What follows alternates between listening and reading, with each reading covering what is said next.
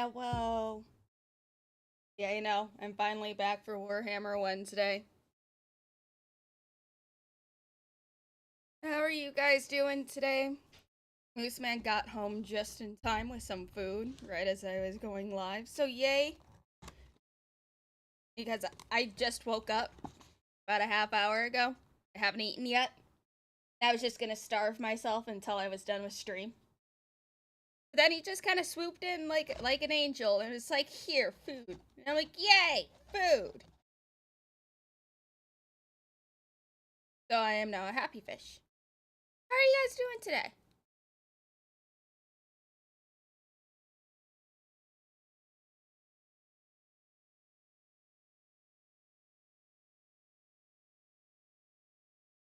Also, I'm deciding to test my connection, see if it can handle streaming to 3 platforms at once. I think it's doing well, at least for right now.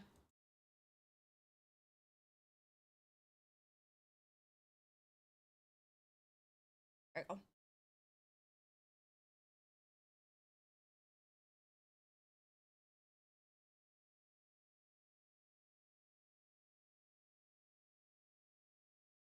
Why do you see Twitch?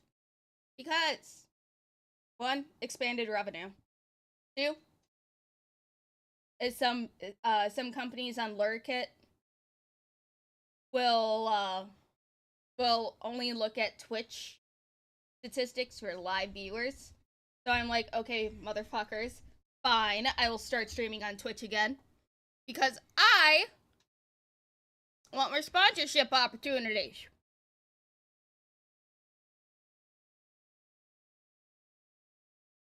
Also, I need to figure out. Oh yeah, hold on. Where do I have Arch's audio? Because, well, can't be fucking bothered.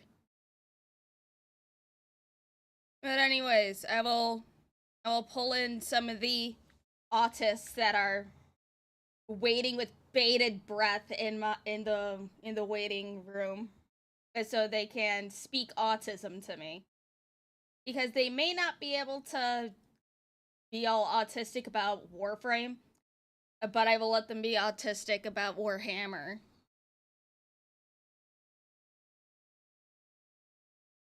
Always bothering me that they stole the Thousand Sun style to retcon the Necrons, like the unknown undead powerhouse of the old Necrons, not just Egyptian mummy. You know what? Fair. Also, hello Disco, how are you doing today? Alright. Oh, there's a lot of autists in there. I'm just gonna pull 3 at a time. So then we don't get overloaded with chat and stuff. So I'll pull Eclipse, Monkey, and Shadow, and then as people need to go, then I can switch people out and shit. And also, too many voices make me nervous. Kips, Monkey, Shadow. Yeah, I know lots of people want to tism all over the place, but I need to make sure that I don't have too many people in here. I only have like cursory knowledge of Necrons. On Tired Gamer, he is actually like a Necron player, so this one he might be a bit better. Yeah, that's fair. Oh, and I like also, Necron, but I won't say I'm like an expert in Necron per se. I just It's like okay, them a lot. Monkey. Yeah. You're good enough. oh, and before I get started, because I know not everyone is in the Discord server, but if I did open up custom sea bunnies, I took Kibbs and Arch's ideas for custom little dudes, and Dark Resurrect actually is the first order for one. And look at this cute little dude. Aww. This is his little sea bunny. Oh. Look at him. Isn't he just a little goober? How does one become one of your chosen autists? You just sit in the waiting room in my Discord server. You should be able like to see said. the VC chat for waiting room. If you can't, I'll give you for it. Well, like I said, Tired Gamer probably knows a bit more than me, so if that's alright, I'll hop out so he can come in. I pretend to have a cursing knowledge about everything. I will start with the three of you, and then I'll cycle people out and shit. Okay. And also, what else? And anyways, if you want your own sea bunny, you can come to the Discord, and then you can either DM me or rage about it. You get your own. Anyways, with Nemesaur Xandereth. I don't know who this is, but it's a Dosterat video. You might want to share your screen. No, figure out yourself. No. What do you mean? Figure it you out want me to yourself. Suffer latency? What's wrong with you? Suffer latency. That's cringe. Here, I'll share.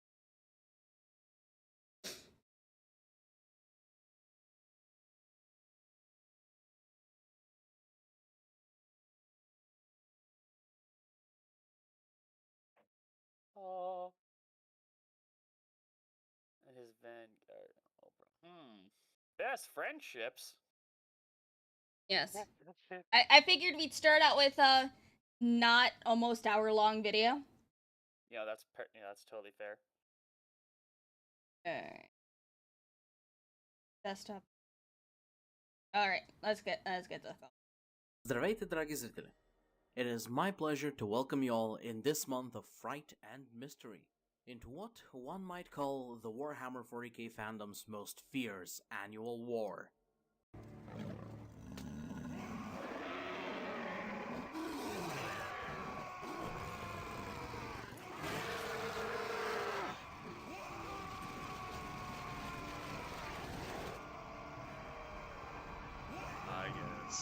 So to speak. Given this occasion, we'll have the channel's first videos dedicated to the less appreciated denizens of the galaxy, the Xenos, to the joy of all 13 Xenos players out there. Since we have already delved a week in the celebration of terror and its heralds that go bump. You know, are the I know we're talking about the Necrons, but are the Xenos just that unpopular? No, they're just neglected because they don't get model updates very often or rule updates. I'm sure. Sorry, go on it. It's just like when you check like the faction and like the sub-faction, you look at like the Imperium, and there's so many variation inside like just the Space Marine, for example. And then you go to TOW, it's like not much. Orcs have like a couple of faction, like the more like pirates, the Iron Jaws, and so on, but it's nothing compared to like the Imperium with like so much choice and like diversity, like in terms of like what they can do and what they look like. So they're like pretty neglected, like in comparison. Just ask your average Eldar player about their model updates. Yeah, ask Tori about how often the Eldar gets love. Yeah. They don't get love. You know, from other Eldar players that I know, I think I get the gist of how depressed they are. Oh, they're so depressed. You want to talk about Kayla Mencha Kane? If you know, the Chad, one who you gets know. to do stuff is Shiograph.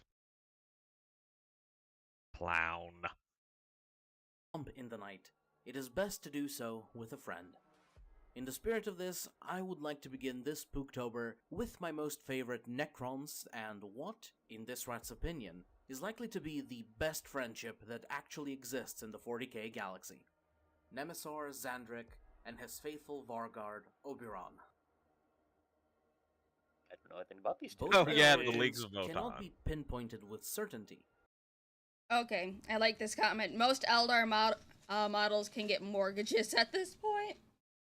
Yeah. Yeah. Most of them have like they hold 18, 19 years since an update. And what I've heard. Just imagine. Oh, how can you afford this house? Well, you see. I haven't been able to get any new Dark Eldar models. I haven't been able to buy models for like over a decade. I have too much money. Oh, sorry. I don't know what to do anymore. 30 years, according to Helldrake 77777. Oh my lord, that's not And good at all. I had to be financially responsible, but I ended up buying a house instead. Now how am I gonna compete in tournaments?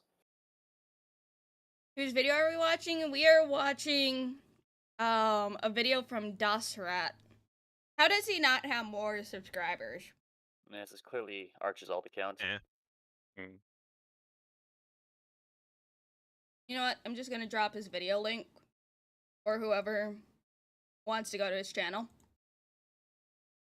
Oh. Because how does he only have 782 subscribers? We're a minute in, and I already like his stuff. I do not know. I've never heard of this person. Yep. Same.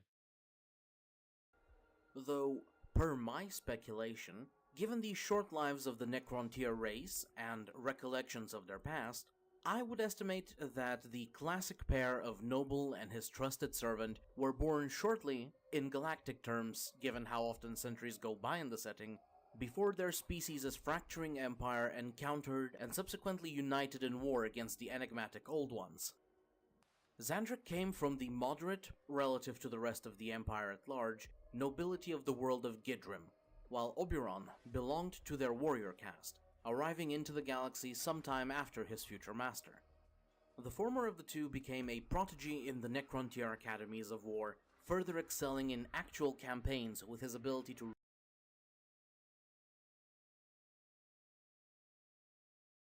Yes. Yes. You have a question? He seems flabbergasted. Oh, I realized I muted my microphone because no one wants to hear me do my Hold a food. magma. But anyways, do they have their own tech priests? No, No, this that's is just a tech priest. The tech priests really Yeah, like to the touch tech Necron priests tech. Oh. to Actually, holiday join thinking about Necron tech. Like they just really love Necron tech. So they will To go get out a- of their way to just be like, I want to touch that. Yes. Basically. And To it's get Lord caused of the Rings too example, the tech priests usually dig too greedily and too deep and then wake up the Necrons. Yep. Yeah, I they see. really do dig too greedily and too deep. And the Necrons usually kill them. Sometimes it's 50-50. They're like, who are these red-robed hobos on my doorstep? Yep. Jeez, I could just see this interaction. Just knock on the door. Tech priest, hey, can I touch you? Who the fuck are you? Who the fuck are you? I Get just off woke my up. lawn! I just woke up. The tech priests are like squatters' right. What? Squatters' rights. I was here. This is my house. What are you doing here? You mean our house, comrade? No, exactly. No, mean no, my this is my house. Yeah. Oh man. Just he looks like a fucking dork. I can't get over how funny tech priests look. Look, some Yeah, of them look cool, some of them they can look dumb as silly or shit. they can look like abominations. That is why I love them. Yeah. Ugh, they're little nerds. I love it. read the flow of battle, earning a spot among the greatest military minds of the Empire. Through his guidance, after taking its throne, Gidrim rose to greater prominence, eventually becoming a crown world, while the latter distinguished himself upon the battlefield as one of the most skilled warriors of their race, hence his promotion to being the Varguard, a personal enforcer and protector of their dynasty's rising star. A job he went above and beyond in conducting with undeniable success, since, despite the wars against other dynasties, the early onset of the war in heaven against the Old Ones, and the countless knives aiming for his back through the political intrigue of noble court, Xandric lived up to be considered an old man by the time the Necrontier were dragged into the biotransference chambers that extracted their souls for the Catan to devour, and supplanted their flesh with immortal necrodermis. And for the most part, that guy was even like though 40 Gidrim years was old. absorbed as a crown world of Okay, so when I seen someone said good old Necrons to get off my lawn faction. So do Necrons just not usually go out and expand like the other factions do? So here's the thing. The thing is, the Necrons literally have been asleep for millions of years, so underground. Yeah, So the Imperium has just kind of taken over everything that was theirs. So after Yeah, like so let me 60 million years of hibernation, like who the fuck are these apes? Put it in context. Let's say you went to sleep, and when you woke up, there were tiny, like, action figure size people in your house saying, "Hey, we own this now." You're like, "What the hell No. are you? Get out! This is mine." Mhm. The thing with the That's Necrons, basically how it is. the thing with Oh. Necrons is that they were like in terms of like how old the faction is. It was basically like the first faction to exist technically in the universe before even like the Empire of the Eldar and before even like the human existed, if I remember correctly. I think they kind of existed like around the same time. Yeah, and they existed when the old ones were there because they were in war with the old ones. Mm. The thing is that the Necrons was an actual species. They were not like just robots from the They beginning. were the Necron tier. The Necron tier, yeah, exactly. And what happened is that they're just kind of dying quickly. They're like this species kind of shit The in terms of biology. Sorry, no, it's not that. It's the star was so hostile on their Yep. home planet, it gave them super cancer. It was literally Yes. embedded into their DNA. So that even when they went to a new planet, when they learned how to travel through space, the super didn't go away. Super Yeah. cancer. Yeah. Doesn't matter. Yep. So Oh, basically, my little comment of, "Oh, hey, he was 40 years old." Yeah, no, that would be like old, That's like old super man. Old. That's yeah, so- they're old shit. for them. Okay, so essentially, the Necrons before they went into their robo bodies were just a bunch of Medicars with their cancer Yes. AIDS. Mhm. Yep. Cancer were- AIDS, Yeah, exactly. And then they met the old ones, space frogs. They were masters of rewriting genetics. Like, you could cure our cancers, and they said no. Go fuck yourself. It literally, the entire plot of 40K could be summed up as space frogs didn't want to give chemotherapy. Yeah. This is He's literally not wrong. That's kind of the sad thing. It is the whole thing. The war in the heavens wouldn't have happened if you just gave the little skelly men their fucking chemotherapy. The orcs wouldn't exist. The Eldar wouldn't exist because the old one created Well, the orc. I think the Eldar would have been created anyway. Depending on which theory you believe, the Tyranids wouldn't exist. I think they're pretty Yeah. sure they. I'm pretty sure it's confirmed the old ones made these assholes. And just Um, everything could have been avoided if these people were given their chemotherapy. Yes, Exactly. quite literally, because yeah, And also, we'll I don't get to another video. I don't know what these little dudes are, but they're cute, and I want at They're least 6 of them. Tyranids. Those are Tyrannies. they're the devours or something. Do they get along with the Tyranids? No, this is just Oh. no. They hate each other. This is Okay. fan art. Passion. Okay, Yeah, I was about to just- say, like, please tell me they tame Tyranids. No, they Oh don't. no, That'd they be killed funny, them on but- side. I No, see. But they're so It's cute! again- Oh, why are they drawn so cute? I want 6 Here's of the thing. them! People like drawing the Tyranids cute for some Tyranids- reason. Tyranids are like one of the few things that actually scare the shit out of the Necrons. yeah. They're They're so horrified cute. by these things. But also, Tyranids also scared of Necrons because they're metal. Like, there's nothing to devour here. I can't eat you! Yeah. They're so They cute. kind of scared of each other. They're scared of each other. They hate each other with a burning passion. I Yep. see. Of the Soltec dynasty by Emotech the Stormlord, its prized pair have retained their capabilities, albeit with some sacrifices, brought on by the degradation suffered over their roughly 60 million year long entombment. In Oberon's case, it was the overall affliction that plagues the Necrons, a gradual loss of their memories and being should they overtax their bodies' limits and burn their mental engrams. But Xandrek, his curse from the long sleep, nearly rendered him a complete pariah to his people, but also elevated him. Okay. I don't know what it is about this piece of art, but I want to hang it on my wall. I mean, it's good I mean, art. it's Granted, Necrons. I think That's a about lot of- just about every single piece of Warhammer art that I've seen, I want to hang on my wall. Just like Berserk art. I just want to make wallpaper out of it. You want to hang Donovan on your walls, Lumi? Not Donovan. Oh. No. Yeah, I will say a lot of the old Warhammer art, it's just nice. Mm-hmm. They just slapped. Oh yeah, did you guys see on Twitter the fan concept for a Sisters of Battle option to play as for in Space Marine 2? I I have did not. It'd probably be a not mod. No, it's Yeah, not mod. probably It's not. just concept art. Here, I'll show It's you just real con- quick. Oh, it's just concept art. Yeah, look at this. Oh, Oh yeah, I've Oh. seen that. I didn't know what it was. oh, that's nice. I like that actually. That'll be neat. It looks so cool. That's look cool actually. My goodness. I would pay so much fucking money. I would legit pay like $30 just to play as a Sister of Battle in Space Marine 2. I mean, yeah, I'd probably play as it too. Ugh, I need And more we of need a them. class Oh, with the chick half naked with chainsword as a class. Repentia. Revenge, yeah, thank you. sister, going to battle ahead of us. We need to improve morale. It's like, as soon as I seen it, I sent it to the Pontius. I'm like, look at this. Was the Italian pleased? The Italian was sleeping at the time, so I don't know. Well, well, No. damn it. He was pleased in his sleep. Those silly Italians thinking they could sleep. Alright, I'm sure we'll yap about the Sisters of Battle some more when the Pontius comes on at the end of the month. It'll be Is- great. Especially with I'm his looking new forward to video watching coming that. out. It's gonna be great. Him to the status of my most favorite Necron in the setting. Namely that he believes himself and the rest of his race to still be the normal flesh and blood Necron tier.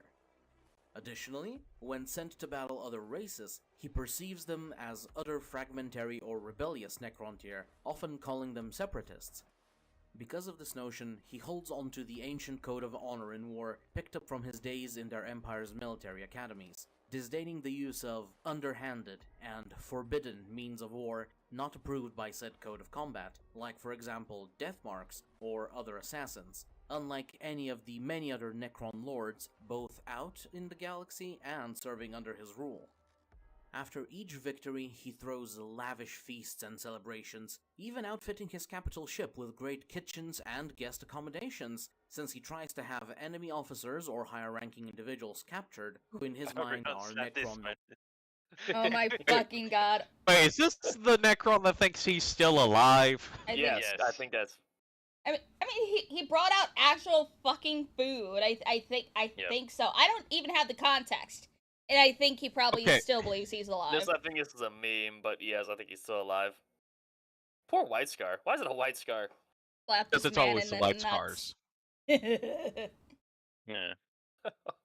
Oh, Lumi, I do have a thing that I was asked to show you.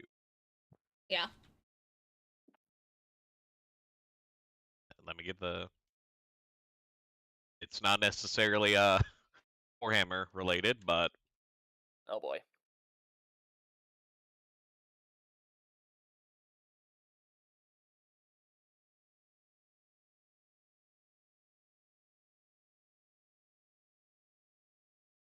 Since we had a second, I figured I'd bring it up. Come down into my. Is this the one where I was tagged, saying that Flora Perhaps. called me out? Perhaps. Is this about feet? What do you think? Let's find out. If it's just unprompted, hey, this calls out Lumi. And I don't believe it was in the Warhammer channel that it was put in. Yes. I would automatically assume it has something to do with feet. Fair enough. Because you shitters are little shits. Yeah. Hey, I just got asked to bring it up. Don't shoot the messenger. You so brought up. We're gonna shoot Fine. you now. I will play it because I already have it up. Oh fucking I expect at least I expect at least all of you to have a custom sea bunny by my birth. Hey, Yeah. I still want one. I just gotta figure out, like, which sea bun to get. You know what? Fair enough. And I'm sure for monkeys we could make a sea bunny look like Yeah. a monkey. You just have a banana. Just have a banana in its mouth with monkey ears instead Yes. of bunny ears. Yeah. Yes. Alright, let's play And this. the red tie. My sewer. No, sewer man, I'm not going down into your sewer. Have you even seen my feet? I got toe accessories, toe veils, feet lingerie, things you never even heard of down here in the sewer. Nah, better not. You wanna come down into my sewer? No. Okay, that's it. He resisted the That's feat. all. He was thinking about it though. Sure. I mean, I never know what to expect when it comes to you guys tagging me and things, because it could be some of like the best things that I've ever seen, and then it could be that. I could get like upload that video and just edit your face in as the Swarman. No, Sewerfish, I probably shouldn't. Yeah. No, Anyway, Silverfish. let's get back. Anyway, back to Necrons. Yes. Well, let me read some of these super chats that came in, so then they're not like, Lumi's ignoring us. She's turning into Arch. Ah. You train Norwegian? No. Are you sure? I am pretty sure I'm not Norwegian. Have you Because- developed a taste for rotten fish? No. Unlike Norwegians, I actually have a taste palette. Curious. Let's see, Alex Adamson. How does one become one of your chosen autists? I see you in the waiting room. So when it's time to shuffle people out, I will pull you guys up. Dark Resurrect Necrons hate the Nids because they can't regen after consumption. The Nids hate Necron because they have no biomass and therefore still hungry. Also, Necron have an anti-psyker stuff, and it's like. That's true. Yeah. Puts a LumLum in the penitent engine. I mean, Yep. eh. I mean, that's not penitence if she likes it. And Cyclone Doppelganger. Dawn of War, Dark Crusade, and Warhammer Mechanicus best for Necron experiences. Okay. Yeah. Man, don't sound like you're too longing for that. Yeah. I mean, it's true. I fought them. Also, It was remember, great. people, comment, like, subscribe, all that YouTube nonsense. Cringe. But yeah. Look, you're almost at 6K. You only I know need like I'm almost at 6K, and I'm so happy. I think 10K by the end of the year is quite possible. Doable. Yeah. I just Well, need to yeah, start but uploading more what she needs videos to- because YouTube wants more videos. I'm like, eh. yes, want to. yes. Listen to Dark Resurrect. Buy a C-Bun today. Buy a sea buddy today. You could be cute and adorable, and you can have it as your profile picture. Yeah, just the whole server will be nothing but unique C-Buns. You know, just Maybe. one of these days, I need to have a Lumi button created, so then Yes. I can just have like a rat brick, chatfish, and a sea bun just sitting in a. Nice. All right, let's continue. Nobility, and having them also partake in said festivities until their dynasties pay their ransoms off. But in truth, what Xandric presides over is rather disturbing.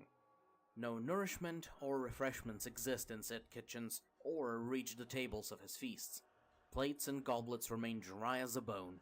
Grim quiet, bar his own apparently insane ramblings of the past, grips the supposed festivities. And any captured nobility that is in fact from another species usually tend to freak out by being dragged out of safety by undead Egyptian terminators, brought to a dark foreboding vessel surrounded by even scarier looking undead Egyptian terminators, one of which incessantly rambles in a language they do not understand until they naturally expire from overstressing, thirst and starvation, or being simply disposed of by the cleaning staff. Namely, Oberon, Really when the stuck in the master of nuts. the ghastly army that slaughtered their own forces isn't looking. The best part of it all, at least for me, has to be how all of the lesser lords of his court absolutely loathe the man. Filled with utter contempt when he forces them to attend his mock celebrations via social etiquette and their obligations as his subordinate court, and dreaming of one day when they can sink their blades into the Nemesaur, ridding themselves of his influence and usurping his throne. Some still keep said feelings hidden and work from the shadows, while others are more open about it. But dear Xandric seemingly pays them no heed, which in of itself has two reasons comprising it that unify all of his haters in collectively seething and molding. First, Okay, so question. Hmm. If everyone Yes. below him absolutely loathes his existence and probably wants him dead, how is he in charge? Or is it because he's just more powerful than the rest? It's because I'm pretty sure it's because he literally has a set of command chips in his brain that keeps them from betraying him. Yeah, that's the thing. So when the Necron tier became Necron, 99.9% of their people became just mindless drones. The Yeah, those- 0.1% retained their minds and memories, and the 0.01% of that were the actual kings and queens of the different dynasties who had basically command chips to tell their subordinates, hey, do this, and the subordinate had no choice but to do that.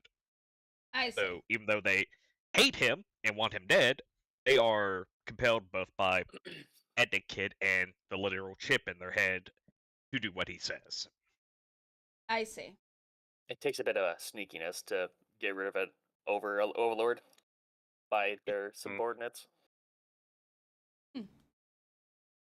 Necrons are weird, but I like them so. Yep. being that, despite his delusions, the Nemesaur of Gidrim still retains all of his memories of his academy days, those of his time as a general for the Empire, and his impeccable sense for the life flow of battle.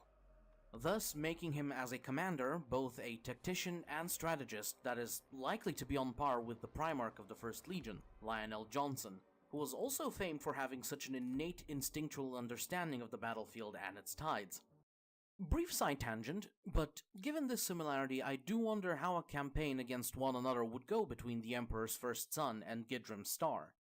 Analyzing it, despite Xandric being the significantly more interesting character for me personally, I regrettably would have to give such a prolonged bout to the Lion. But exclusively on the grounds that the Nemesaur always plays handicapped by sticking to only honorable forms of combat, while the Primarch and his officer corps, despite their own dedication to honor, would likely not hold such scruples about using the most efficient tactics possible, regardless of how foul they can be seen when viewed from the sidelines. Though, in truth, I'm not fully set on this analysis, so do let me know what you think about this possible matchup of commanding skill. I know this is random, but I love his silly little avatar so much. It's so cute. It's a little rat in his Space Marine outfit holding himself up by talons and tail. He's in a And he's got Night some Lord watermelon. costume, brother. He's going to skin you. He's so adorable. Oh, I gotta show art to this channel just because of the rat avatar alone. I don't trust him. He's a rat and a Night Lord. Two A most rat and- untrustworthy things. Oh, and no. Hey, as long as he's not French. You know what? Oh. Monkey. Oh, No, Monkey, you're French Canadian. You're no, better make than it worse French. in some people's eyes. Yeah, French Canadians are worse in some. Because French derogatory, Canadian derogatory. Oh, and also, on Sunday when me and Arch do reaction flop. I think everyone is going to actually quite enjoy this reaction slop. I'm not going to spoil it for the surprise, but I think everyone is going to enjoy what Arch has to endure.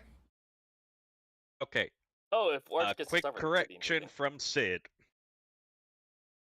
The whole command chip thing we talked about, Yeah. that is no longer in effect. Oh. Apparently, Okay, when the Silent King pieced out, he just fried all of them.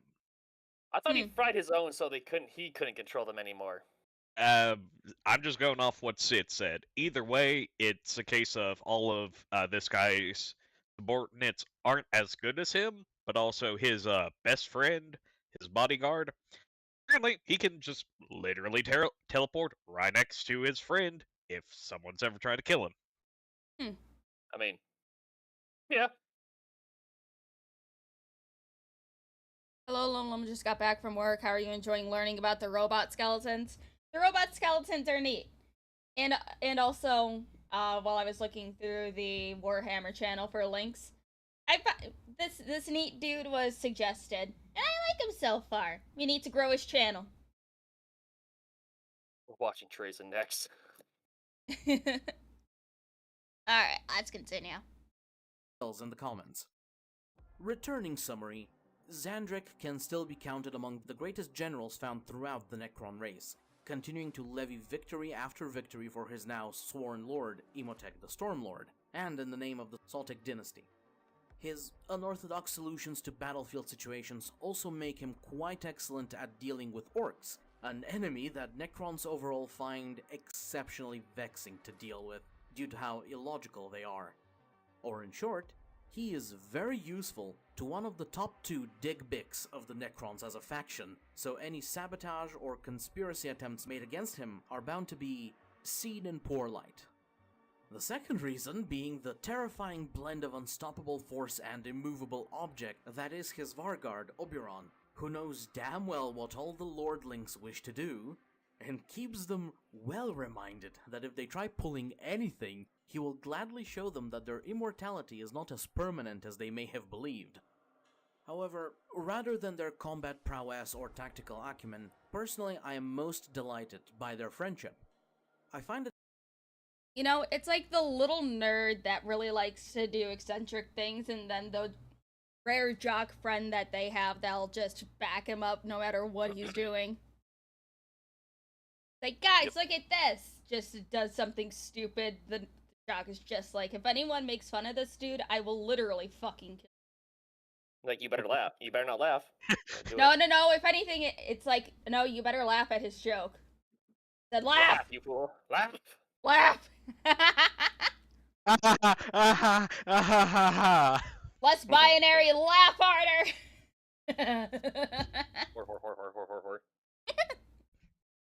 It's so compelling that I would stake the claim that it is the best one represented in 40k's setting, surpassing the bonds of any Space Marines, Primarchs, and even the bromance of Caiaphas Cain and Jurgen. For this segment, I will be referencing the short story Severed by author Nate Crowley, as it explores this amazing duo's relationship in great detail.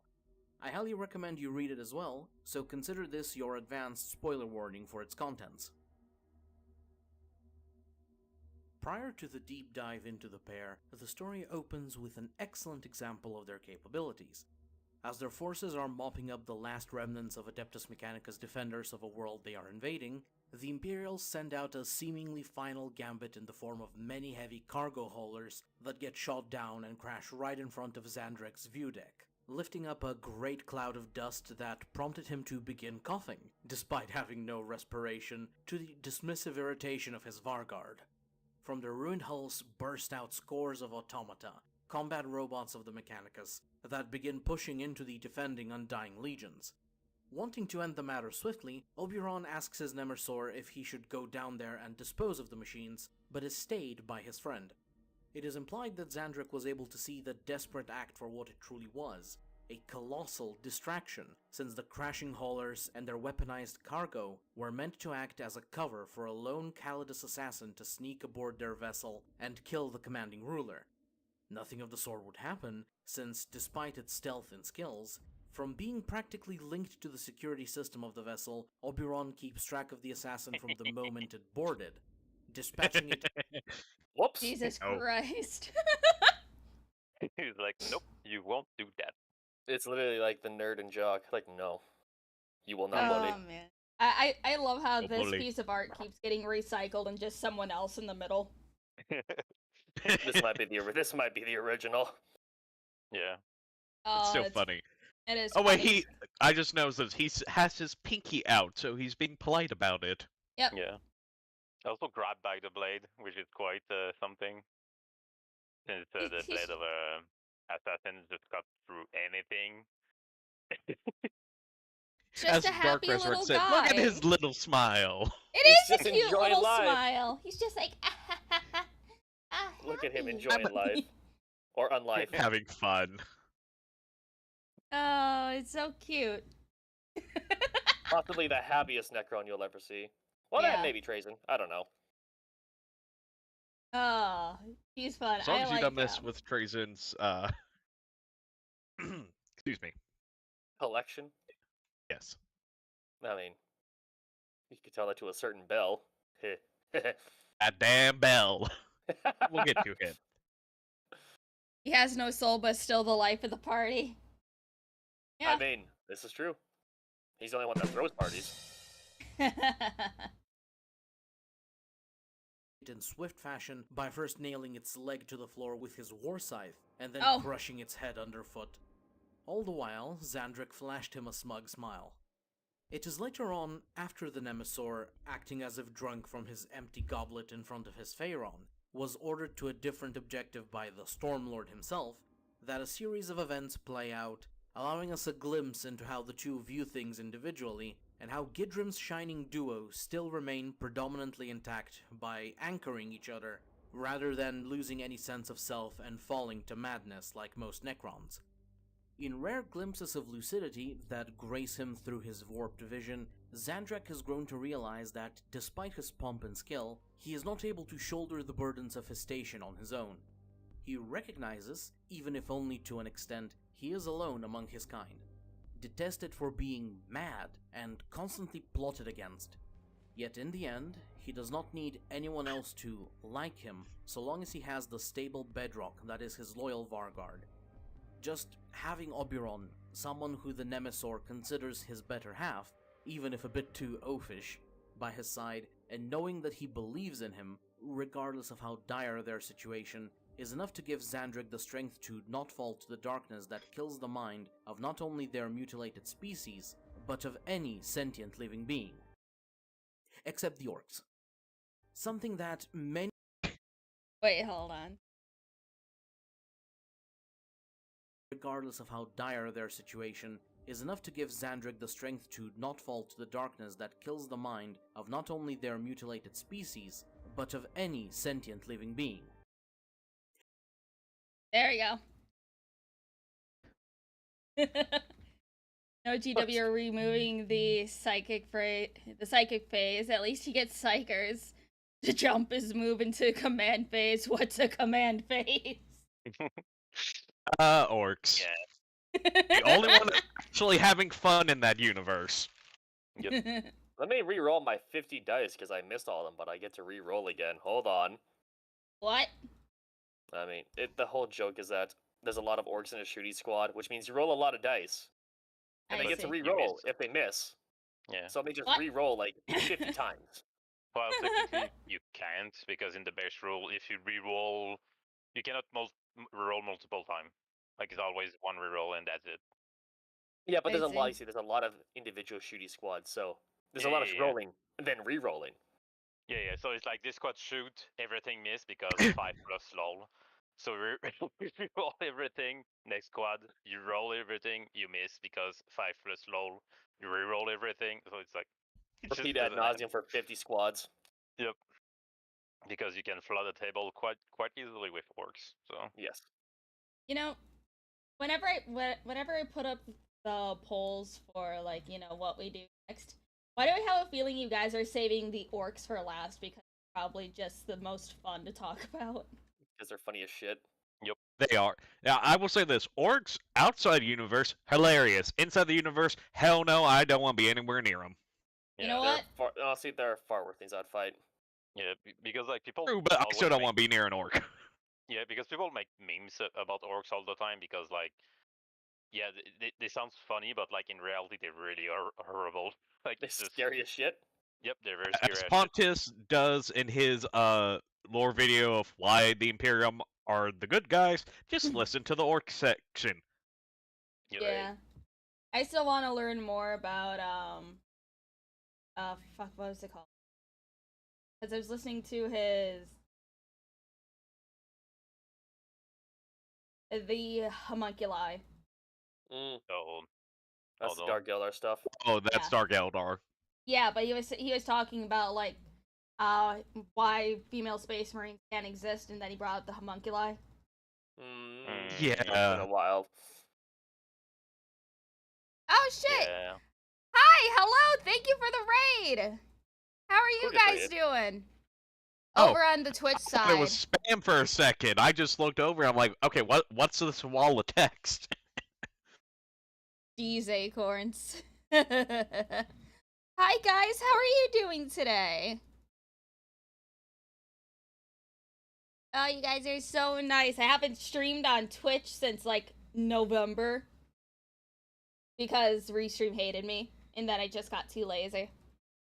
But hello, thank you for the raids. How are you guys doing? What were you playing or what were you yapping about? Right now Don't worry. I am learning about Necrons from a bunch of Warhammer autistics. It's quite fun. We're learning about Warhammer. If that's not your thing, you're gonna run away in like 5 seconds. Running from killers in DBD? Nice. The demon Kulaba, not homunculi. Oh, I thought it was homunculi. Oh, the Well, dude. That's also a really bad thing. That's arguably worse.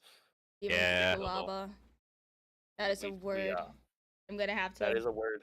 That is a word that I'm gonna have to learn. I don't think We'll you get want there to. eventually. I don't think you want to learn that one. Genuinely. No, That I one's want awful. to. Because I think the reason why I thought it was homunculi was because of the Pontius's thick ass accent. Italian Well, is there hard to are understand. homunculi is an actual thing in the Dark Eldar, but there's also the demon Kulaba.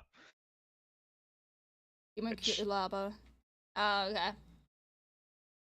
Like genuinely, Oh my that God. thing might actually be too saucy to be talked about on stream. That's super chat, man. Hello, LumLum. Would you oh, care to let us know how many inches of armor the Necrons have? You can say it in feet given your World War II tank armor. Shut up! I heard that one. Shut up! Oh, hey, that's fine. That actually would make sense for Warhammer. They're just like, hey, let's go to the stupid extremes.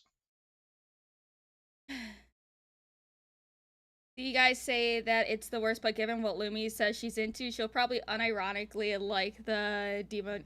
Probably. Demon Kulaba. Oh, you're right. Oh no. Yeah. Oh, I didn't love think about body that. horror. Oh no. Yeah, well, then you're gonna like the Damon Kulaba, I will say that. Yay! No. Yay! I just love the little yay! Shut up. This is not good. It is not stream Anyway, safe. Necrons, spooky, I scary will skeletons. somehow make it stream safe because It's I know not how to. YouTube safe. I will somehow make it YouTube safe. Don't ask Lord, me it's how, not but I'll figure legal. it out. I will make it legal. Shut up. You're not helping. Demon Kulaba will get you demonetized. Well then, I guess for when we talk about that, that'll be a kick-only stream. I can't get banned from there. Alright, let's continue with the Necrons. Except the orcs. Something that many in our own real world experience, but are able to stave off by having that one or more persons in their lives that enable us to continue being by believing in our own ability to do so. Contrasting his general's unique disposition, Oberon instead suffers the most common affliction of the Necrons who still have minds to retain, being conscious of, understanding, and trying to cope with the abuse their species was put through. Not merely the removal of their flesh, but the loss of their very souls. What are these little mechanical beetle dudes? Look The cute. scarabs. the They build scarabs. everything. Scarabs, yeah. They're There's so bigger cute. one too. That makes little one. I'm guessing they just eat everything like real scarabs. They just eat the No, flesh. Yeah. they actually build. Oh, they Okay, build. someone actually brought up a good point. It was Project. It's not YouTube safe. Looks at Luton, That's true. who has a 55-minute video about the damn thing. Eh. Bruh. Just saying. Power of flesh in the Fabius bile tree. I'm gonna Oh. note that down for later. Power of flesh. Excuse me. Alright. Got that noted down for some night reading later. Okay. Of any reason to live by the poisoned chalice of immortality that was shoved down their throats. Yes, time would never ravage them the same way it does organics, but what purpose was there to continue on? being brutalized into a hollow mockery of life, of what you once were. All of the small joys that one could experience, the warmth of the sun, the caress of the wind, the delight of fragrance and taste, the faces of loved ones, gone, turned only into raw data by your perception, never to be experienced properly again. Feeling like drowning, yet having no lungs to fill or scream with. And at the same time, knowing that all of said loved ones, everyone you knew, is suffering from the exact same pressures you are, have lost themselves to be mindless machines, or are simply gone. Or, well, all but one. In a few passages of the story, Oberon notes how he finds his master's antics, delusions, and eccentricities to be utterly ridiculous. Oh my goodness.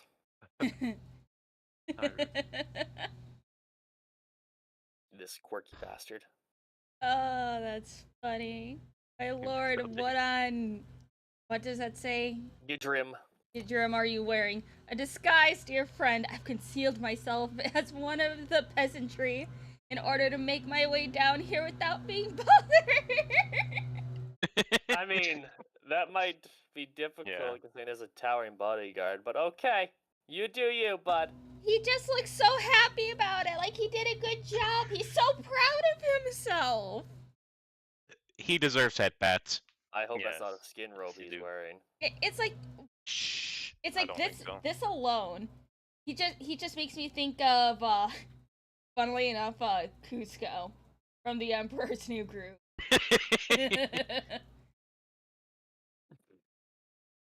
Oh man.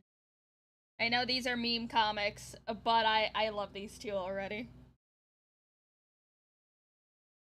Ridiculous, You can read finding the his books and they're not like nonchalantness that at about all. their condition even annoying at times. But deep down, it was something he appreciated more than he could describe. His Nemesis was still the same virtuous general he had followed in life, still the same old chatterbox. And while his ramblings of the past reached suffocating volumes at times, they kept the warrior sane and Oh, not a meme comic. This exact thing happens in the story Dasrat is referencing. Actual Wait, scene what? and dialogue that happens. Oh my fucking god. I love them so much. Oh, okay. You know, I believe it. Oh, they're Oh, and, perfect. Sujad asks, have the books I sent over Discord been useful? Yes. The job Also, was nice he gave enough €5. and Judd was nice and gave me lots of things. I appreciate it. I have them all safe and secure. There. himself by having life retold to him. Over the course of the story, their friendship is put to the test under severe pressure, where Oberon seemingly got his wish for Xandric to finally see the truth of their existence and recognize it. It, in turn, was a grim monkey's paw, as his master had apparently broken and was nearly lost. The last vestige of Oberon's mortality nearly lost. That almost broke him in turn. But out of duty, loyalty, and love for his friend, he never stopped believing in his ability to recover, which in turn fueled Xandric's own restoration, allowing them both to overcome the challenge they were tasked with. Two beings on the cusp of expiring in spirit for millions of years, still retaining their very sense of being by mutually sustaining each other just by being themselves and continuing to be devoted to the other. Personally, I at least have not encountered another bond of brotherhood that contains such purity and depth like this one, which is why I feel confident in calling it the best friendship in Warhammer 40k. Though, there is one other detail I would like to present to your attention in reference to Xandric more specifically. For it, I would first like to share with you the ending passage from the short story Severed. I give this additional spoiler warning in case you want to go through it on your own terms without knowing the last couple of paragraphs. Xandric put an arm around him in consolation and continued. Let me pose you this thought, Oberon, and I hope it will bring you ease. What do you think caused you to hold true to me all this time, despite all the power you might have enjoyed through betrayal, if it were not a soul? What can love but a being with a soul? Even if we all ceased to be flesh and blood millions of years ago, which of course I do not believe for a moment. Xandrek actually winked. Wouldn't it have suited us better to live in denial of that, as some fools might say I had done? Wouldn't it be better, Oberon, just to accept our fate and enjoy immortality for the everlasting life of merry campaigning it has proved to be?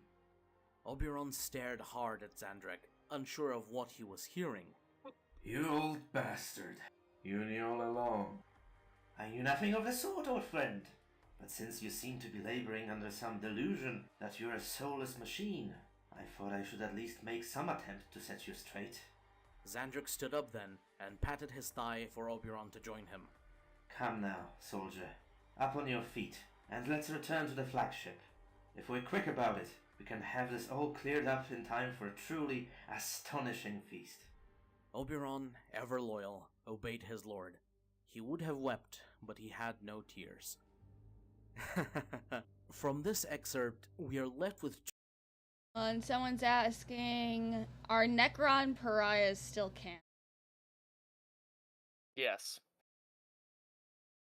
Wait, are Necron pariahs... Is that the question? Yeah. Yeah, ask think your so. buddies if I- Necron pariahs are still canon. I'm fairly certain they are. Yeah. I don't think they ever went away. two branching options. To believe the dear old Nemesis and leave it at that. Or that perhaps he is not as mad as his peers believe him to be. If it does so happen that it is the latter, in addition to being my favorite, I would also bestow Xandrek with the title of being the best fit to eventually rise as the de facto faction leader of the Necrons. True, he may not be as good a strategist and warrior as Emotek, the Stormlord, and he may lack the power and knowledge of Zarek, the Silent King, but having seemingly nearly conquered the biggest hindrance to most Necrons, treating his opponents with honor and respect, and still bringing glory to his domain, it is my belief that Xandrek should be the one to lead his people into the future, and not have it end up utterly bleak and disheartening. A task I'm certain he will doubtlessly succeed at, as he will have his trusted Varguard Oberon by his side. With this, our time for today draws to a close. I do hope that this venture out of Space Marine focus has been to your delight, and possibly I like his videos. Yeah, I like That's him. pretty good. Sneak. Well, before we move on to the next one, I want to see what other videos he's done.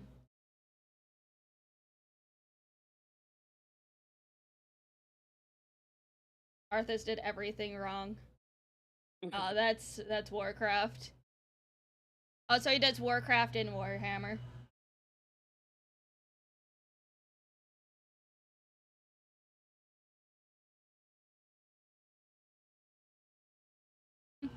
Let's look at more of these later.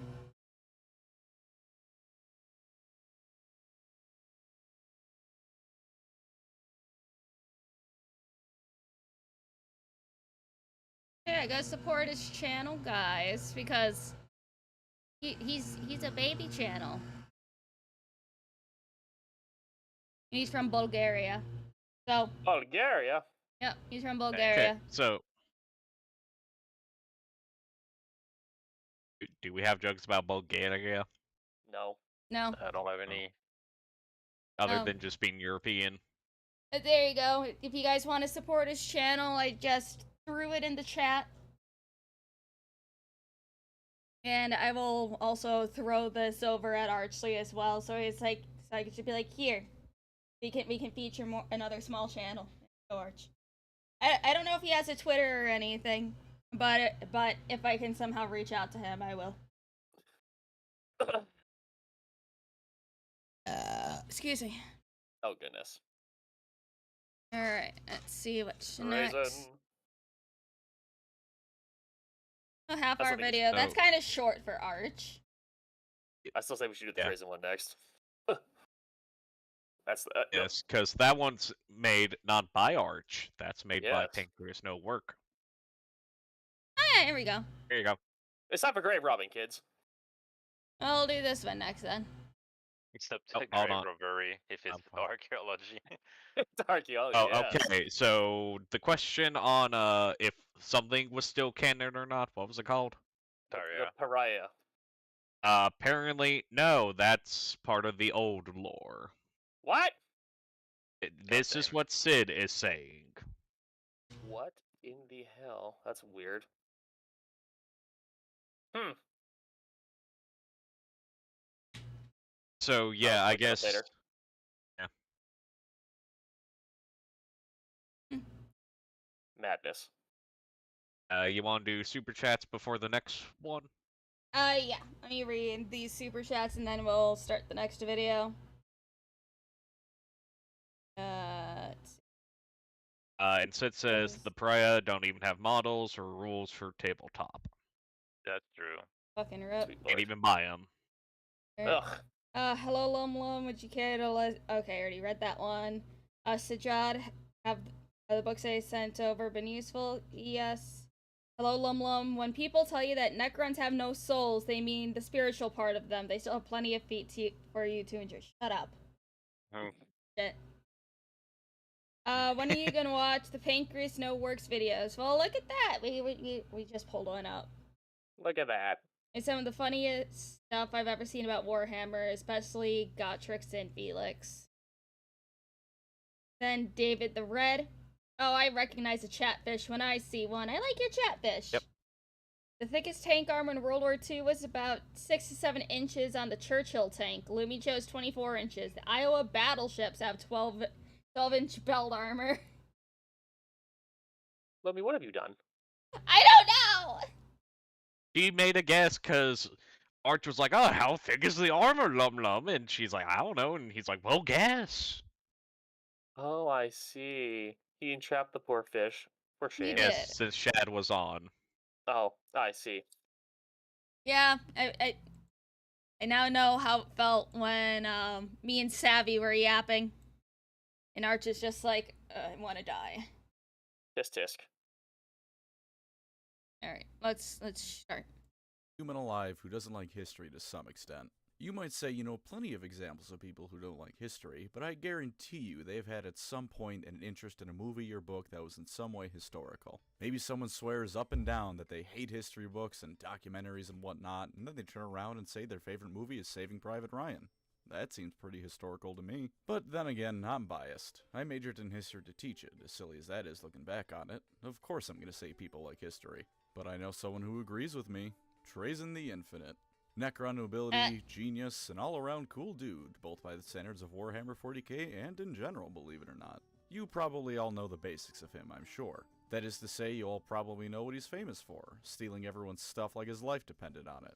But believe it or not, there's more to a character than the most noteworthy and fan-recognized trait. As it turns out, Trazen actually has a lot going on for him underneath the hood. He's clever, as all thieves should be, has quite the sense of humor, and even has something that begins to approach kindness and empathy in his own messed up way. And since yours truly has finally done the unthinkable and read another 40k book, that of course being the Infinite and the Divine, I'd quite like to make a video about the fella. Let's see what he's all about, from his many archaeological treasures to the things about him that don't involve blatant thievery. I welcome all to a place in my carefully curated collection. Yeah. Yeah, he has Okay, then. custodies. He has a lot of things. Yeah, You know what? Trazen is Sorry, go on ahead, LumLum. He just seems kind of neat.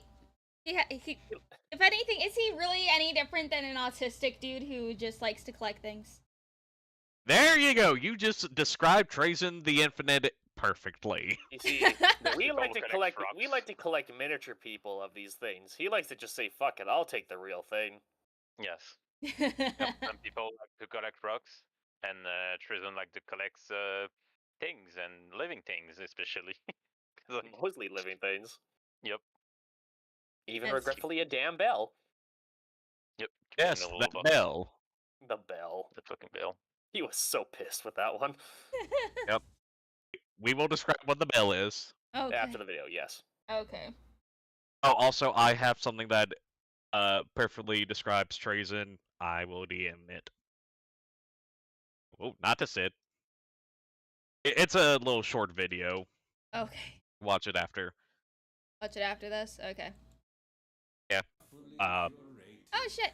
Tobor, thank you for the sub for 9 months over on Twitch. I really appreciate it. Jesus cool Christ, boy. 9 months. Man. Time flies. The bell is brought up in the video. Okay. Fantastic. I was wondering if it was going to be brought or not. And let me tell you, you ain't happy. Ding ding. But since I'm talking about a Necron character, I think it's fitting I talk about the sponsor of today's video, Mantis Sleep. They've slept for 65 million years. They know bed rest is important. Mantis Sleep's job is a very simple, very important one. Making sleep better. Because now, let's talk about the funny stealing robot. Spoilers for the Infinite and the Divine going forward. I'm not going to spoil every single plot point of the book, but I'm going to be mentioning it somewhat frequently as a point of reference, so don't jump up my ass because I spoiled the book for you. It's been out for years by this point. Go read the damn thing. It's good, I promise. I know it's scary for some of you, reading Warhammer books that don't have a Primarch on the cover of them, but trust me, it's worth the read. Treason the Infinite's backstory is that of literally every other Necron. Do some people refuse to read books because it doesn't have a Primarch on the cover? I mean, I think it's more of the joke of, like, it's mainly, like, being pretty much literally 99.9% of all books. Yeah. That's what we said Also, earlier, like, Dark Resurrect, I don't know this for sure, but I would assume yes, Trayson still has that Lost Cadian Regiment. Oh, I'm sure he has them. Probably, yeah. Oh. But yeah, it's like we said earlier, like the Imperium is like what gets the most centerpiece. in terms of models, in terms of lore, in terms of like variety, in terms of Because- books. It seems like people like to play it safe with the Imperium. Yes. Yep. Understandable. The Understandable. Space They're Marines my are the people. cash cow. I prefer guard books. Necron character to exist. He used to be a Necron tier, the Catan decided the entire species needed to lose the tier part of Necron tier, and then became a mummy Terminator. In his case, there's some evidence that Trayson dragged Orican to the Diviner into biotransference himself, which would hint that Trayson was either a fanatical devotee of the Catan or just a massive douchebag. Of course, Orican's memories were probably messed with by the Deceiver, so it's also equally likely that Trayson had nothing to do with it. During his time as a Necron tier, he was the chief archivist of the Necron tier, whose job was to oversee the mummification of Necron nobility. A rather high-status job, if I say so myself. He was also already the historian we know him as today, although with not quite as large a gallery as he would come to have. Since Necron lore goes in the direction it does, it's safe to assume that he fought in the war in heaven against the Old Ones, Eldar, Krork, and all those colorful background lore blurs that GW will never flesh out. Then he goes to take a nap and is set to wake up 65 million years in the future. Although for Trayson, his sleep wasn't to last quite as long as that. He only slept for 64,990,000 years, waking up 10,000 years before most of the other Necrons. And since even after all this time he was still the archivist, he set about doing what he does best, which is to say robbing all sorts of peoples of their belongings. Minor Xeno species we don't know anything about, humans, other Necrons, anything you can think of, Trayson probably has something from. Man. Let's see, one of those on the right looks like a fucking Sons of Horus battle helm. Yep, there's a Enslaver, it looks like? Yeah, that's Thunder probably an Warrior? enslaver. That's probably Freed right there. Yep, there's a Tyranid up top right. Yep. He's gotta have it all. What's up with the random ass book? Oh, that's probably just, a spooky book. Mm. Yeah. Probably. I wouldn't want to read from that.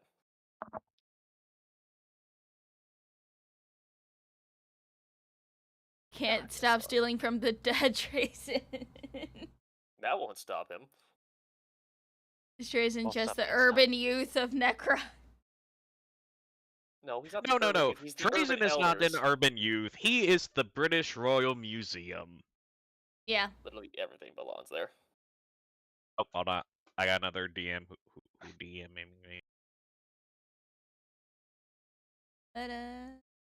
Oh, someone said that is a Swarm Lord up top. Warmlord? Oh, yeah. What's this little dude? That's an enslaver. Flavor. No, that's from, That is a. Yeah, semi warp and it's not pretty. It was Actually, it's fun what time. killed the old one / Yeah, basically. Yeah, I see. It was a fun time. I forget the word. Oh, hey, there's a Eldar Titan in the background. Also, yes, Sid, thank you for reminding me. Trayson has the perfect clone of Fulgrim in his That's gallery. right, he does. I'm You sure that'll know, be great. this dude just sounds really scary, but also pretty darn cool at the same time. He's not Yes. scary. He's pretty chill. You can go into his collection, maybe break some stuff, and he won't be too mad about it. Lumi loves feet. They're either dead or they left the galaxy. I don't know. The enslavers are partially warp creatures, so they're probably back in the warp somewhere. Yeah. Tawa says, looks like a Wraith Knight, the Titan. Yep. Hard to say. Yeah. Anyway. So like, are all these things just kind of suspended in time? And Yes. Yep. They're all in stasis. It would be like for every hundreds or thousands of years that pass, it's like a second. I see. Interesting. Yes. Sized Museum of Solemnness. To his credit, not all of these are from civilizations that are still around. There's plenty of planets from still existing empires such as the Imperium that are long gone from memory in all ways except for as an exhibit from Trazen's archives. Call it grave robbing if you really want to, but I'm willing to give Trazen the benefit of the doubt on this. These civilizations would have come and gone to the ignorance of everyone around them for all time had he not taken something from them. For a good amount of his acquisitions, I'm willing to say he's doing proper archaeology, not just grave robbing. That being said, a good amount of the time he is just grave robbing. Or stealing and kidnapping, because when you want to get the most accurate depiction of a time period, you have to do some dirty work. And thus we get to what he was doing when he woke up during the Horus Heresy and the immediate aftermath of it. Stealing Imperials. He has replicas of several of the major battles of the Horus Heresy. Having woken up before just about every other major Necron, he had the chance to witness it go off in a way no one else quite did. An outside observer to mankind collectively shitting itself thanks to Horus's little temper tantrum, he knew a chance to get some good historical dioramas when he saw it. So we started collecting Space Marines. A lot of Space Marines. Enough that they'll become relevant later on.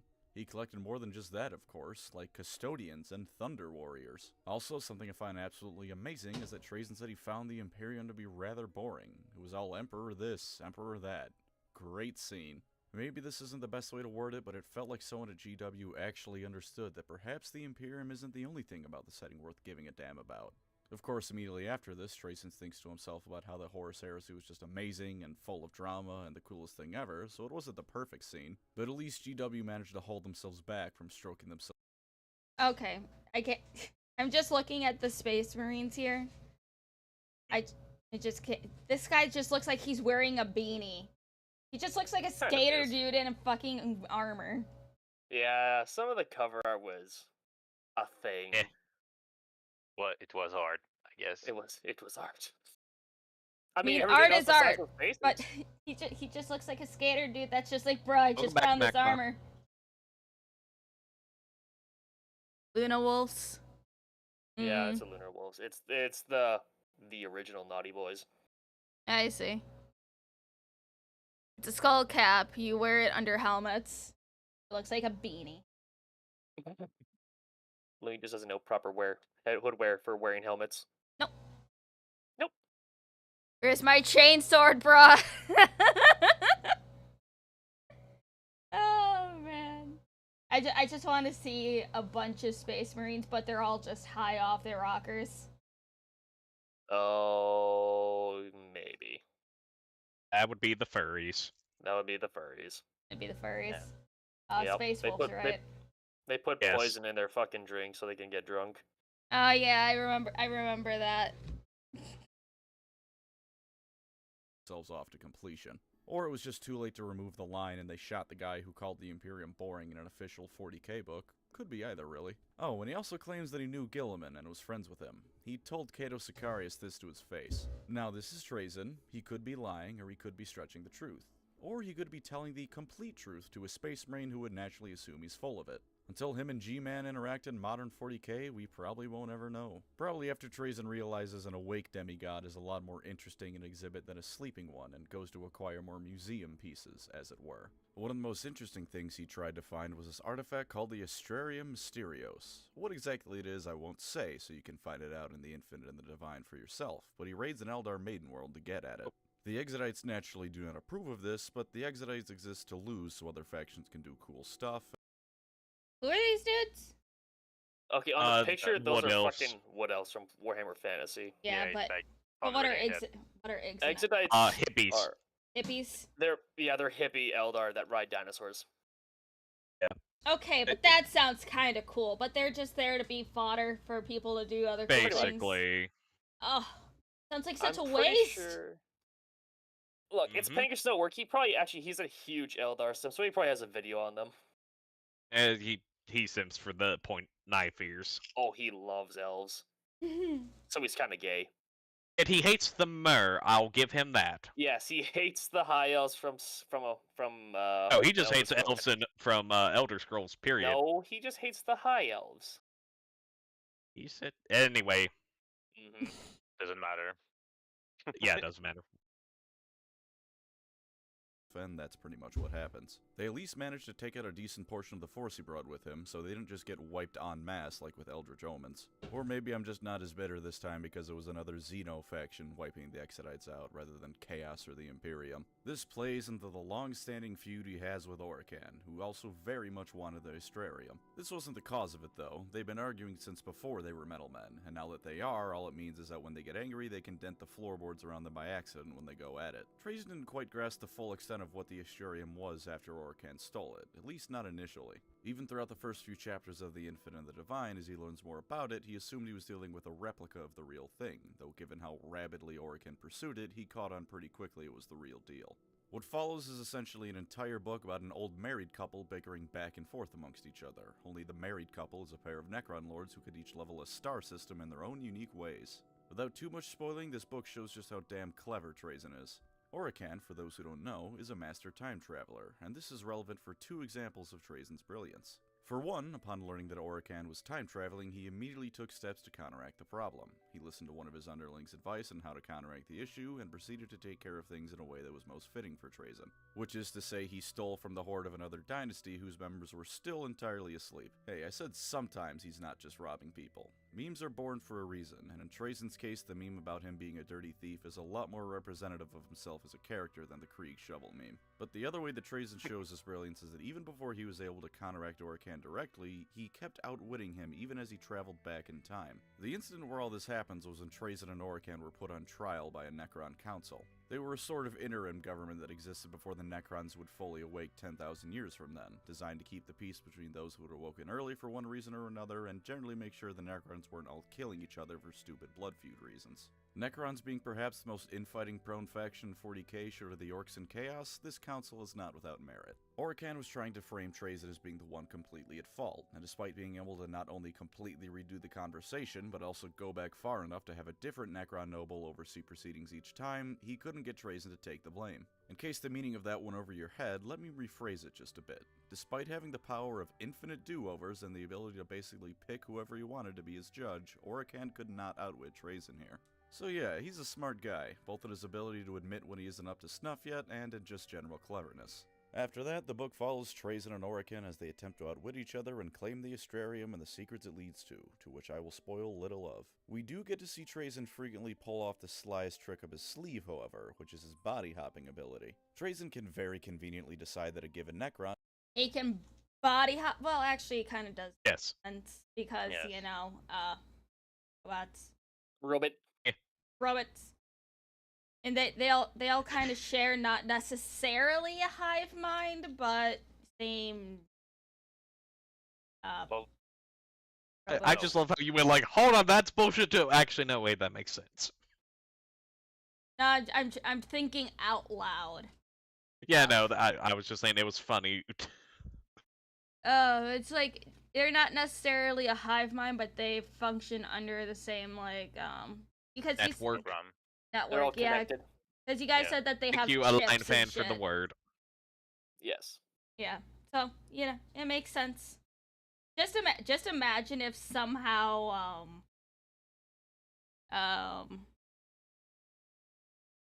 fuck words, please.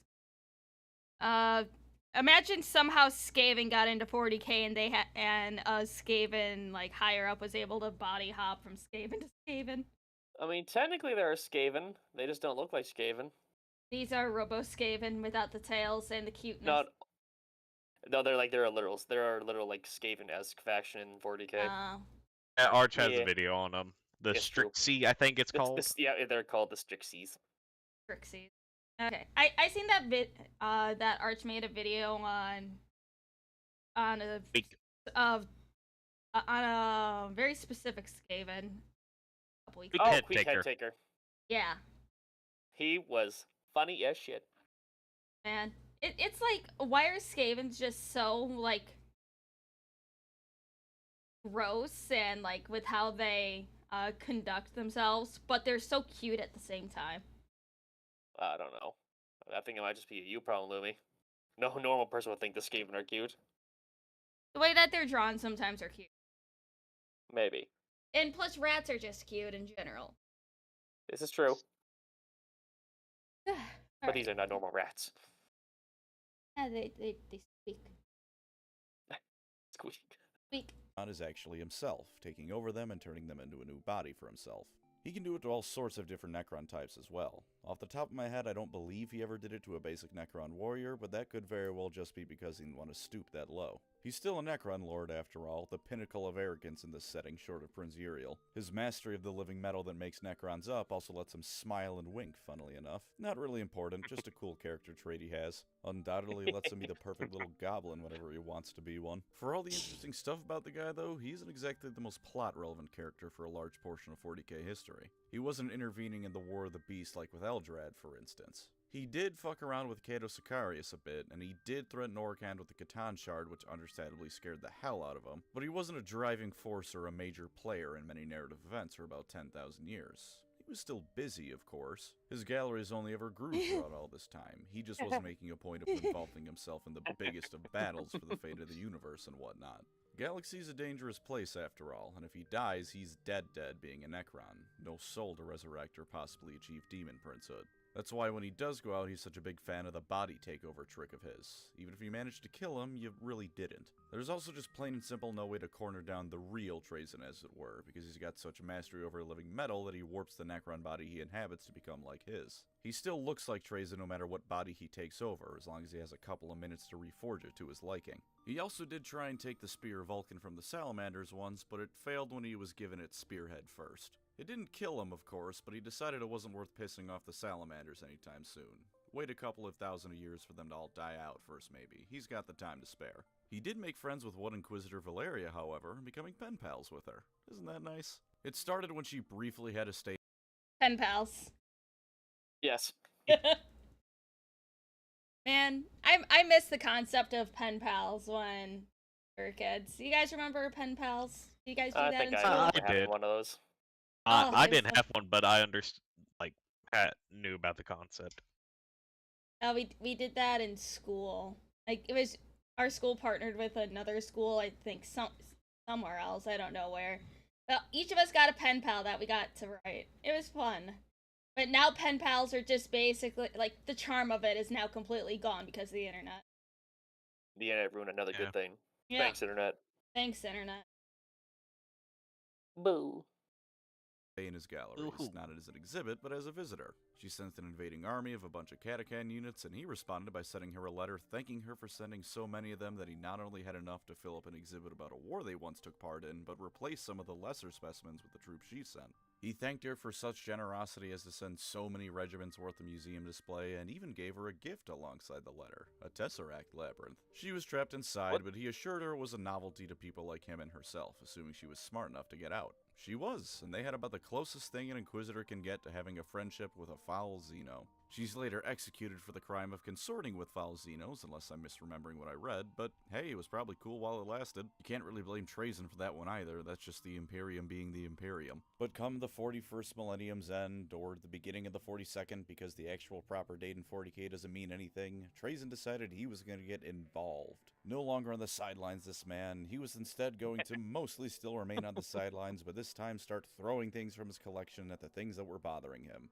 Abaddon's 13th Black Crusade was getting revved up to go, and believe it or not, Trazen was one of the first people to realize something big was about to happen. Not because of a spy network of connections to The important bell. people in the Imperium or anything like that, but because he stole a sacred bell belonging to an Imperial saint and it started ringing out in stasis. 13 times to be precise, and Trazen figured that with the holy bell breaking the rules of stasis, it was either a case of chaos about to do something big or the 40k galaxy was about to have one hell of a rat problem. So he set off to the Celestial Orrery, that thing that can destroy stars with a click of a button. It can also help see the future to some extent, so after a quick chat with the Necrons there, who weren't terribly happy to see him on account of him having stolen their ship before, he's off to Cadia. But wait, I skipped something. He also tossed the sacred bell into the webway. Did he do this as part one of some grand scheme to battle chaos, or even alert the Imperium to what was coming? No. He just hoped it would be as annoying for the Eldar as it was for him. In any Okay, what is this bell? Okay, so the bell is supposed to signify a Black Crusade. And it rains every time like a new one happens. And since it was going to be on the 13th, it rained 13 times. It wrecked his fucking collection. He lost so many pieces. So he just threw it, and he just threw it away, basically. Yes, he tossed it. Because yeah, as Pancreas said, that thing broke rules. While you're in stasis, time, air, vibrations, all that isn't supposed to work. I see. Because it's the same. Yeah, it's same tech that they used to sleep per Sid. But yeah, no, the bell kept ringing insistently. In stasis, like, that's not right. Yeah, and every time it rang, it caused basically an earthquake to happen, and each following ring, it got worse and worse and worse. And so it broke too many of his toys, and he's like, no, fuck this thing, throws it into a portal. He literally tossed it in the trash. Yeah. Because let's just say it released several armies, several Tyranid swarms. It released a lot of shit. It caused a lot of problems. And he was very upset with this.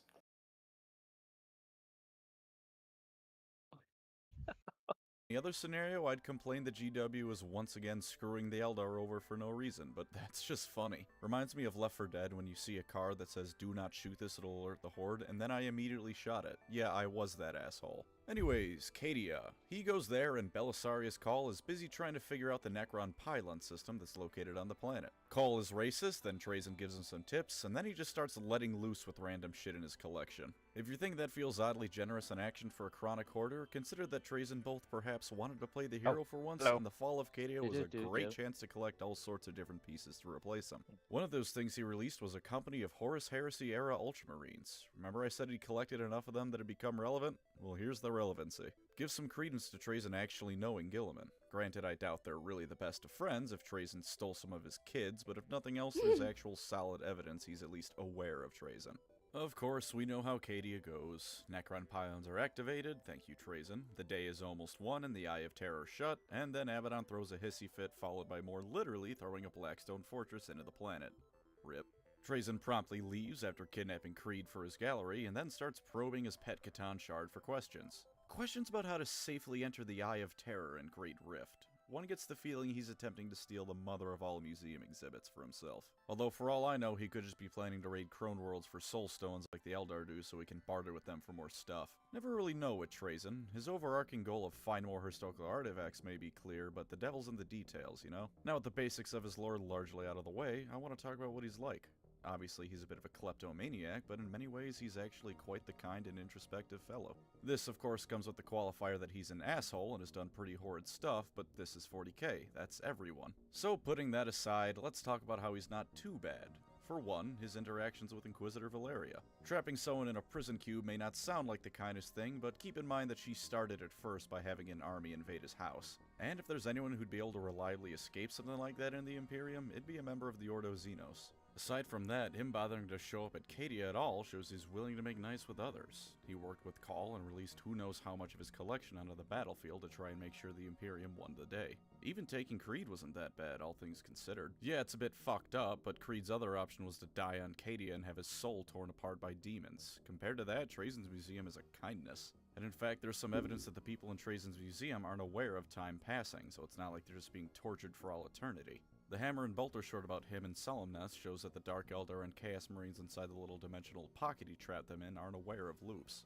With that in mind, I don't think it's a stretch to say other people in his exhibits are aware they're even frozen in time. That's not to say he's never done something like that. He has a Deathwatch team and a band of orcs positioned right across from each other that are fully aware of the other's presence. If he wants to, he can make sure you're fully aware of the passage of time, full on I have no mouth and I must scream style. But I don't think there's reason to believe that's the case with everyone in his museum.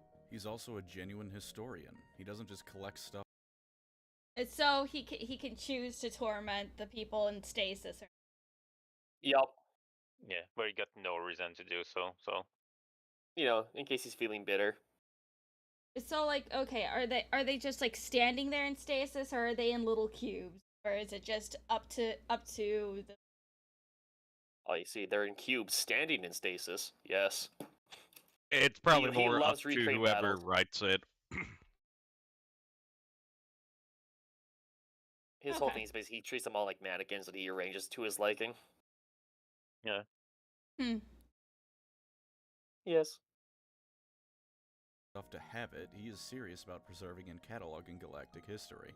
He gets angry when his displays are ruined, not just because it's his stuff being destroyed, but because history itself is being erased. That's why when Orican steals the Astrarium for him, he was enraged. Orican destroyed multiple exhibits of his in an effort to throw Trazyn off during their fight, some of which were Necron tier artifacts. He was genuinely distraught over them being destroyed, and it extends beyond being angry when his stuff is smashed. A passage in The Infinite and the Divine is Trazyn trying to give a tour to some humans on Solemness. Now, given that he also told them to stop screaming so he could continue, they probably weren't there willingly, but he at least wants to teach people some Please, stuff. stop Very screaming. relatable to me, even though I didn't stick with teaching as a profession. He also doesn't like needless violence. Infinite and the Divine largely revolves around the planet of Serenade, where a Necron tomb lies with all sorts of secret knowledge inside. When Orican showed up with Necron destroyers, Trazyn was upset at the damage it was doing to the planet's ecosystem and the people on it.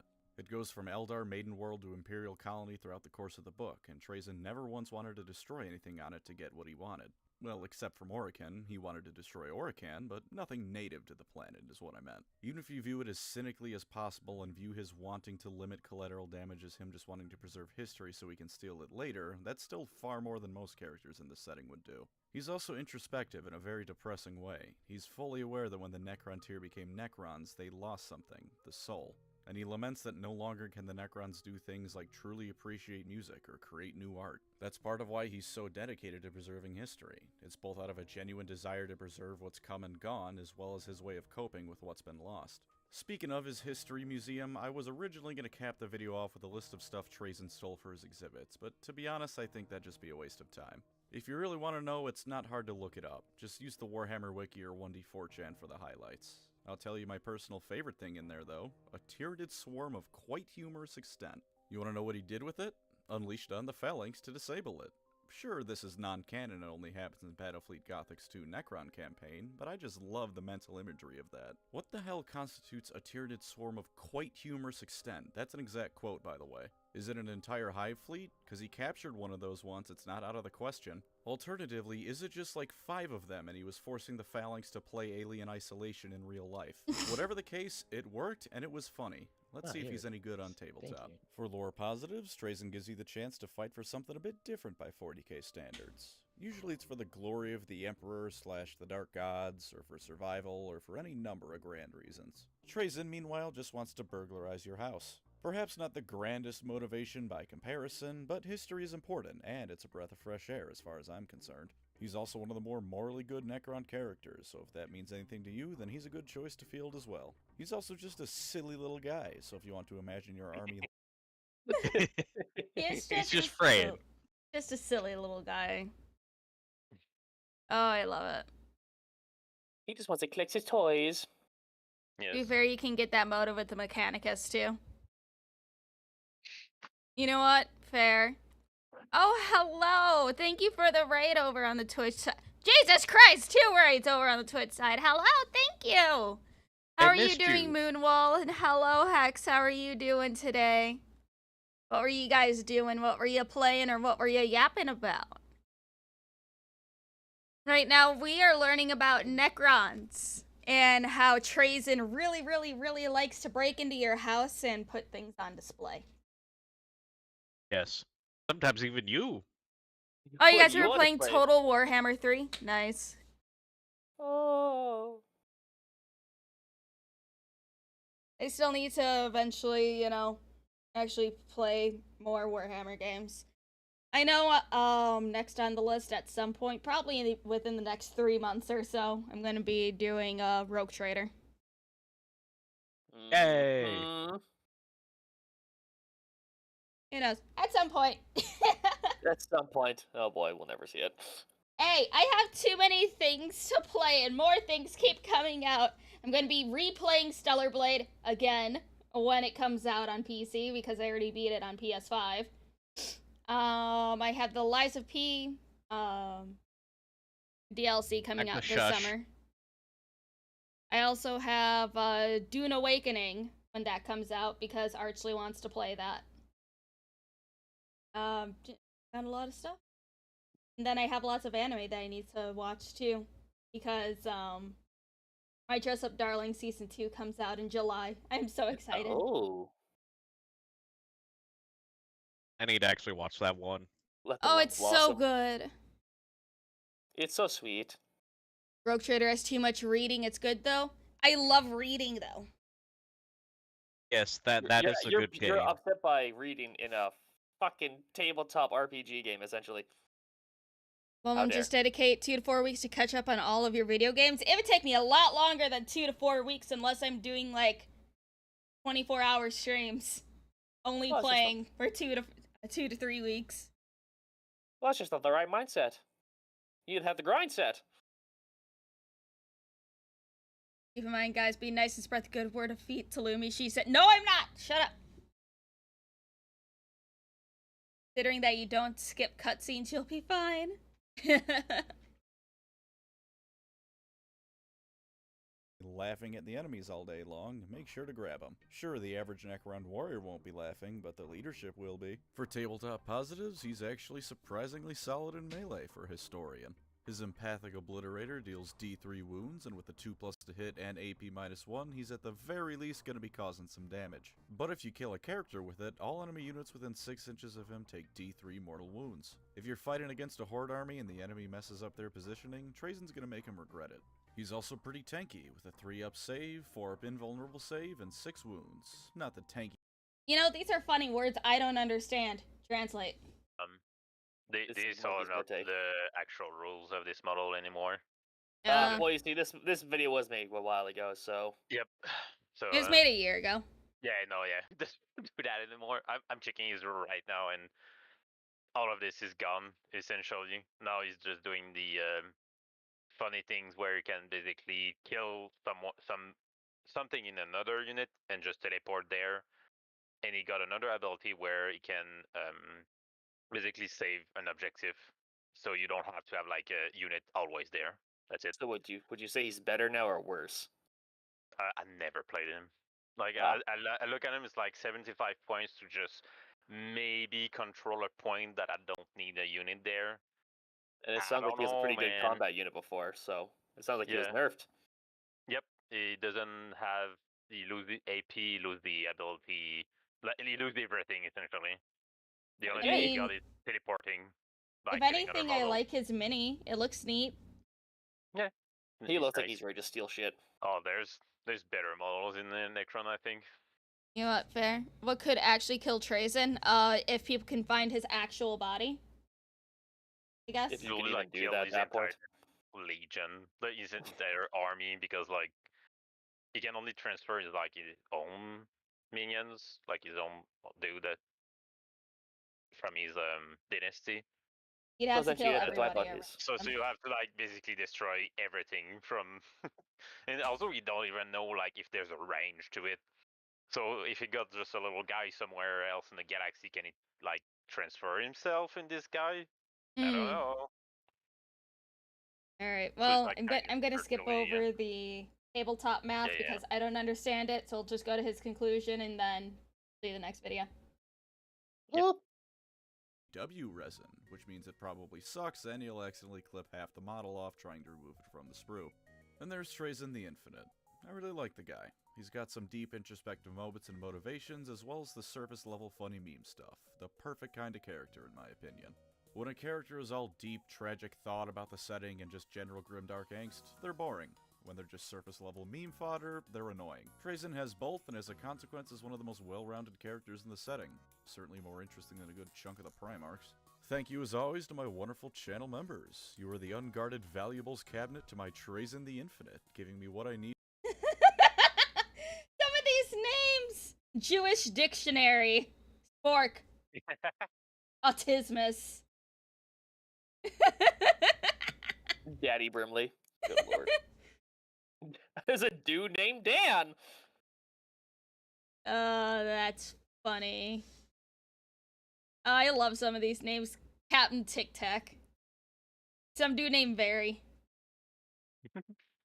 Oh, I love that. Need to keep on going in between bouts of existential dread. If you'd like to support the channel, feel free to subscribe or become a member. Either way, thank you for watching and take care out there.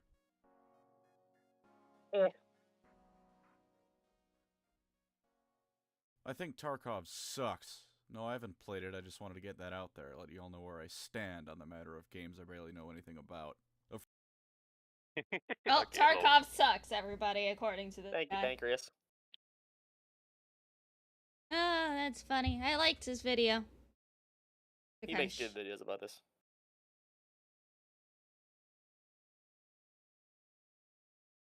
Making another God Emperor and why it's hard. Yeah.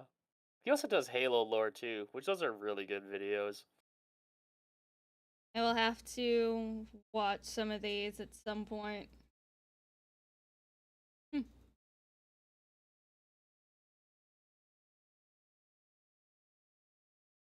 Let's see, we got Arch, and Deadlifts for Dark Gods. This one's shorter than, well, let's see, 31, That's 31 28. minutes, 28. Okay, so we'll do this Arch video. I'm gonna quick go to the bathroom. I'll pull a couple Autismos up here since Shadow Walker's mic died. Rip. Yeah, okay, we got Alec. As well. We have Alex Adamson. And we got one Tired Gamer. So I'll pull them up, and I'm gonna quick go to the bathroom. So you guys yap, I'll be right back.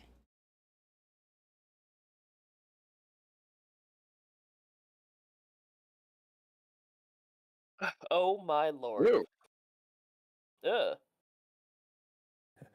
I'm here. Oh my goodness, I'm here. I can torque. You can torque? I don't know if you can torque. Well, since we're talking about Necrons, I'm gonna swap over to my old profile pic. Pic for a display for everybody.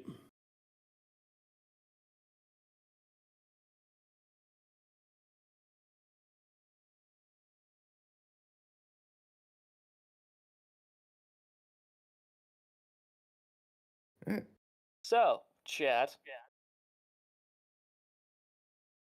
It's time to talk about slurs. Yeah. No, we well, don't. Lumi's gone to the bathroom. I too will also go because I've been holding it for about half an hour. Damn. I've been anticipating this moment, and I didn't want to be away. Well, I have the 1d4 chan list up for the Trazen's archives. Shall I go through the funny ones? Maybe.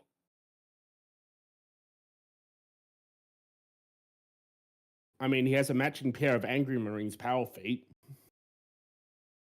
Wait, what? For a very... Oh, is the Angry Marines too much of an old meme for you? No, I didn't hear what you said. A matching pair of Angry Marines power feet. Oh, I see.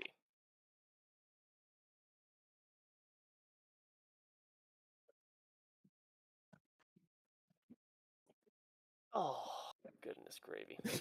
A calm and rational world eater. That doesn't exist. Not anymore. Karn used to be that. Yes. But no more. Now he's just angry all the time. An STC detailing how to finally have enough DACA. Oh, Lord.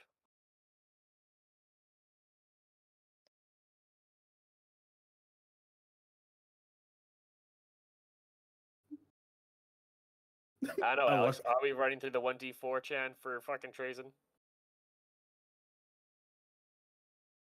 Yes, we are. I am doing this for entertainment purposes only. Good God, why is Discord so quiet? I don't know.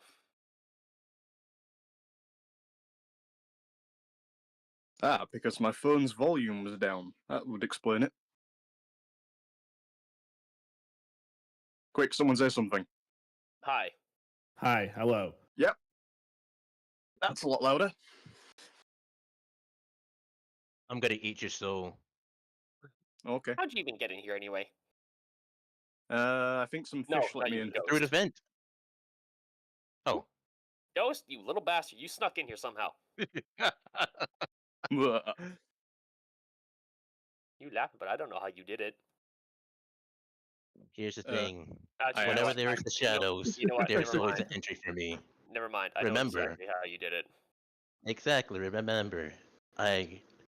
Whenever there's shadows, there's always an entry from the abyss. Uh-huh. Where in the hell?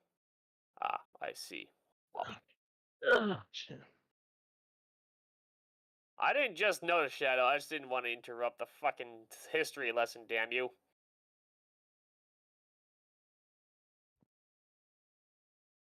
I for God's sake, not this shit again. Stop that.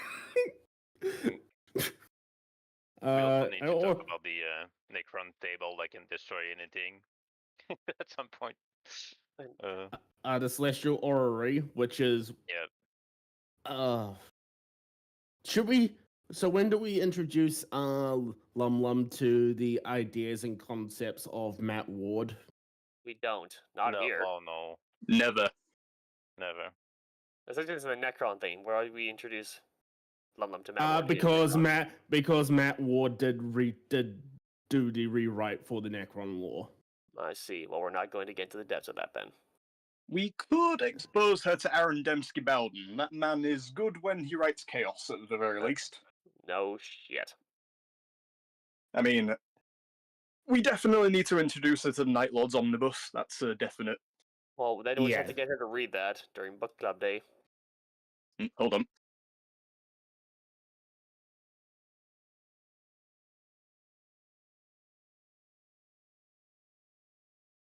I return. Any 100% reliable information about the Alpha Legion? Totally. No. And that's by design. Not even the authors who write about them know what's going on with the Alpha Legion. Hold on. Well, if we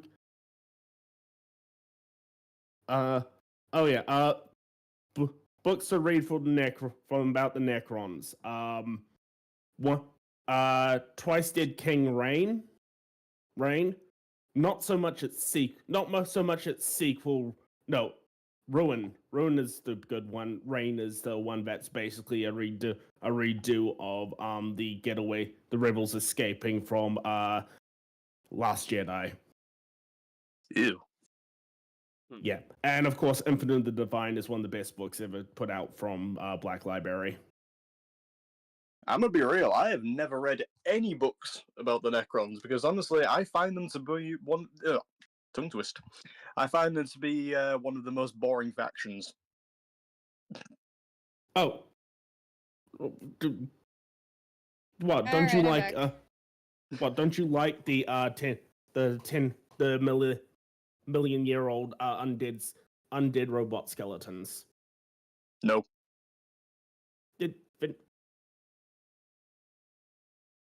Try not to have aneurysm. They are my second least favorite faction. Least favorite faction being the Tau. Well, man, I hate that at my local game shop, everybody in there is a fucking Tau player. Ugh, cringe. Are they weed? However, I will say there are a couple of books that I have read that do contain the Necrons where I do very much like them, and that being the Cyphers Cain books.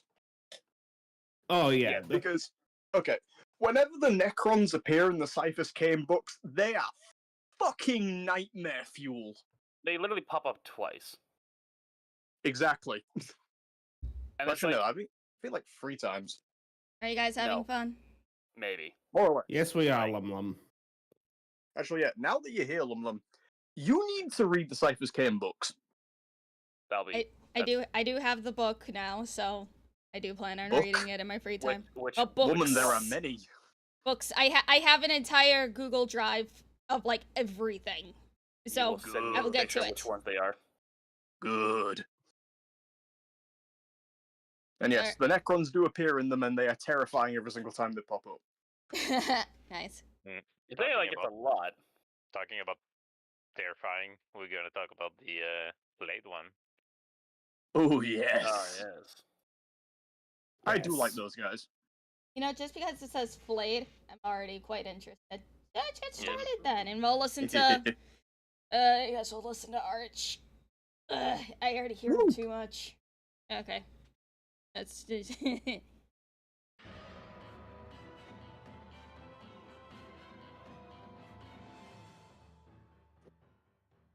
Oh, baby. Oh, Greetings and 4 salutations, years. friends, and welcome back to yet more Warhammer 40k lore. Yeah, that's a long time in Today YouTube we are years. going to have a look at a deranged monster so horrifying that even the undead genocidal machine Necrons find them to be a little bit too much. Memes about LumLum's foot fetish. The flayed ones. Yes. So they were the skin and bones of people. Yes. Correct. Okay, that's fucking cool. And they are a nightmare to assemble as minis because they are nothing but spikes, and your fingers will bleed. I actually have a funny kind of little thing to say about the flayed ones. Oh no. Sort of related to Chaos. There is a Chaos Knight by the name of I think it's Death Saber, which is also covered in blood and flayed skin, and it has a little entourage of Necron flayed ones that kind of follow it about and worship it as a god, pretty much. And Death Saber really doesn't care about the Necrons following him around because it's a demon engine of Khorne, and Necrons don't have blood, so he doesn't take the time to squish them. But they just follow him around and kill anything that he doesn't leave behind. But Necrons have such shiny skulls, though. It's not Yeah, blood, but they though. don't bleed. Yeah, they don't bleed. So it's just You a need big old... you need the silver to contrast with the white and the yellow. You seem to be missing the contact here of the blood god wants blood. No, Skulls are I'm secondary. So Oh, and they're not real calcium stumpy skulls death robot. either.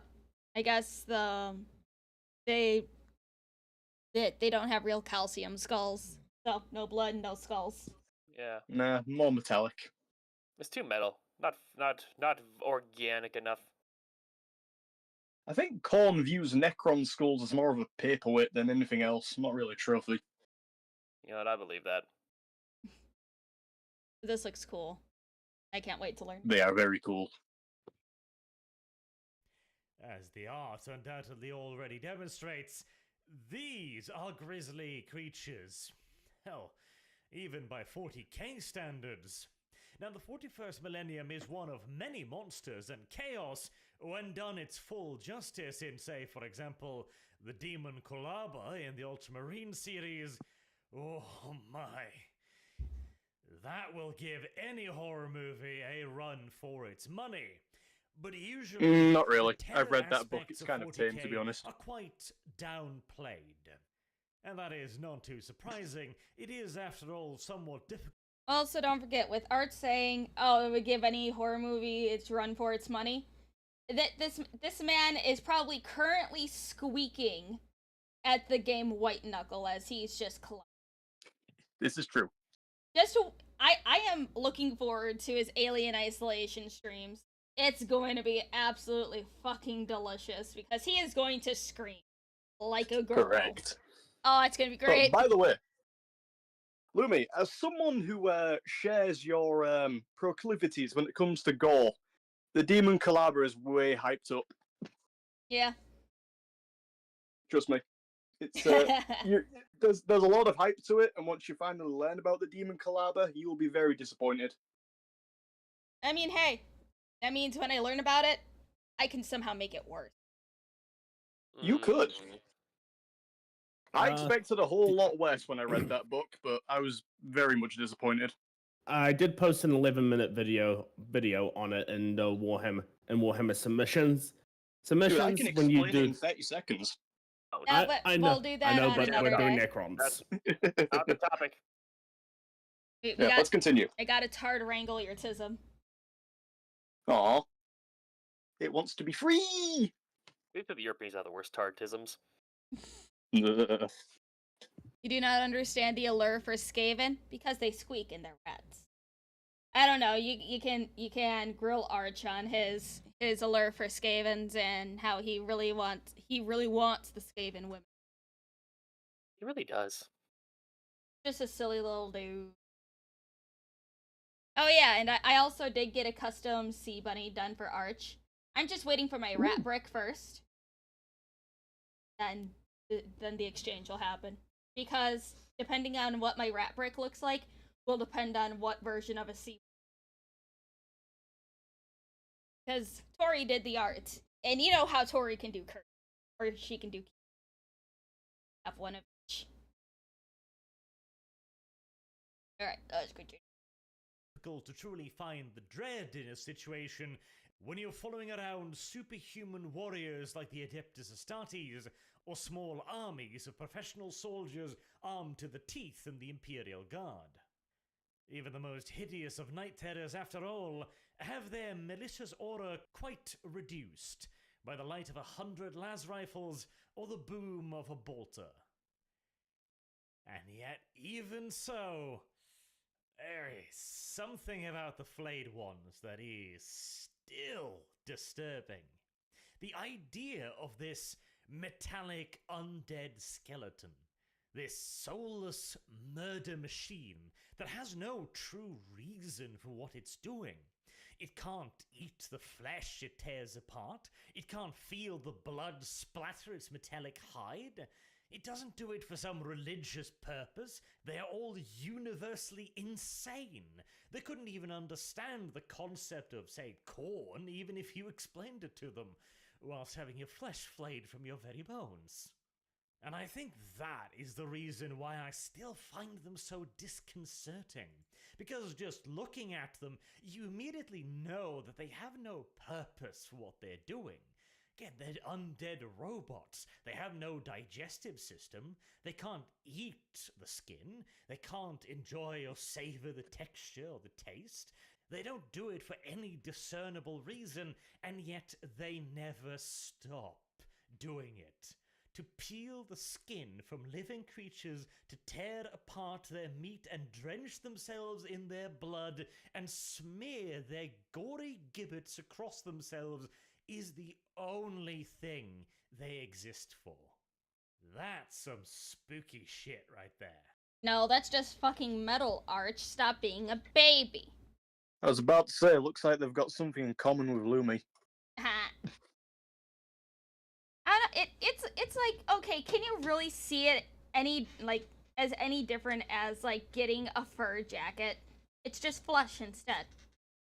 Okay, now I'm just imagining Lumi with her little waddly legs just following these guys about, just draped in skin, going yippee! Yippee! Look at my new coat. It's like, look at this. Oh yeah, this is 100% organic space wolves. In the book, Twice Did King Reign, which is it's kind of a very bad, it's sort of bad, but there was a great scene in it where basically the author describes how a horde of flayed ones just run through an imperial ship, just flaying the entire crew. And it's literally them crawling and climbing on the walls and all the. And it's a very, very good written scene. Just a shame that the book's kind of bad. Yeah. So glad you're not learning about this from Bricky, to be honest. This is a Bricky free zone. Ugh. There's not going to be any Bricky view. from this channel. I hate how the algorithm has blessed that man. I did the magic thing called muting his channel, so I never have to see it on my feed. Ugh. The amount of VTuber reacts videos I see of him, oh god. Yeah. Another one corrupted every day. Because he is the safe Warhammer lore channel. Yeah. And he's not even that. You know, it's like this is why I'm happy. Just that random day last year where Arch is just like, I found a fish, and now I'm just down this Warhammer rabbit hole. Yeah, I was about to say, you are so lucky he found you. It's still weird how he did. Just randomly trying to stalk small channels, and now I'm the co-host for the Archcast. Arch is just benevolent like that. He is. People like to say that he's literally Hitler, but he's literally just like the kindest dude ever. I know I poke fun at him a lot, but he is literally one of the kindest people I have ever met. He is. And then he exposed your foot fetish. You know, just it's a double-edged sword. I swear. But it's like, no, legitimately, he's great. He's a soft, squishy one. I'll believe it when I see it. You know, yeah, he has to keep up his character in public. Exactly. And out of public. Hate how Bricky has infected the VTuber community. You know, maybe that's why Arch is tasking me to bring him VTubers. we gotta convert them away from the Bricky. But unfortunately, just a mass exodus of VTubers. He has to save them all. It's like, I don't know. It sucks because Bricky talks with corpo VTubers and shit now. So it's like, at this point, there's unfortunately no way of getting rid of him. Yeah. And also he sucked with the Roach VTuber quite a bit. And like with Arch still essentially being persona non grata. And just like literally Hitler to everybody. It'll take a little bit of work, but I think Arch can you know, make it out of that little hole that people set up around him. If I'm being honest, I doubt it. I think he's kind of in there forever, unfortunately. Yeah, he can prop himself up a little bit. He won't get out of the hole, but he will pile people below him so then he can be a little further on top. Yeah. It's Well, like, at the very least, he's got the audience he needs faith. to sustain himself, you know. Yeah. I don't know. It's like, I will help Arch and getting him some new guests and stuff. Some other VTubers that I vouch and I trust. Like on Saturday, granted he isn't really a VTuber, but on Saturday the almighty Lolly is gonna be on the Archcast. Yes! I love that man. Oh, Lolly's great. He is, he's excellent. Arch is definitely soft and squishy with all the pastries he eats. Oh my god, I know. Alright, let's continue. But it does, of course, raise the question, how exactly did they come to be this way? Because the Necrons are, of course, living undead skeletons, most of them without any real mind of their own. As I talked about back during the War in the Heavens video and also the Necron video. Oh, hold on. I'll be right back. I'm getting a phone call. Always when I'm live. Oh boy. Oh no. Damn it, Lumpy's leaving us with the chat all alone again? Fuck. I know, right? It's like 20 minutes to midnight over here. I've got only a limited amount of time, Lumi. Buns of steel. If that's what Arch wants to say, I guess we'll just have to pretend to believe him. Oh, here he is. Hello, Arch. Oh, hello, Arch. He's always watching. He's always. That's what he wants you to think. Always lurking. Always lurking in his Norwegian bushes.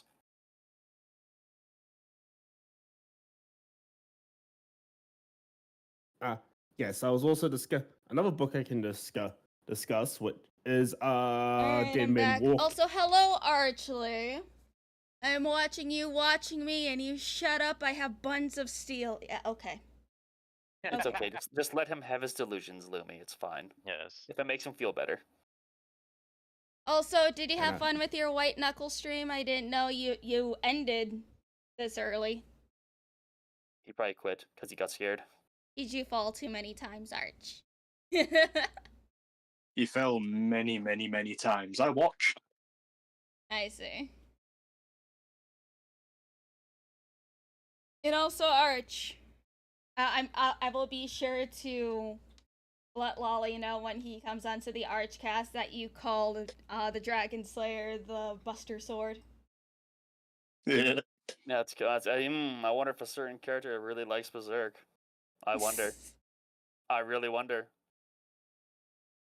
All right, let's continue listening to Arch, I guess.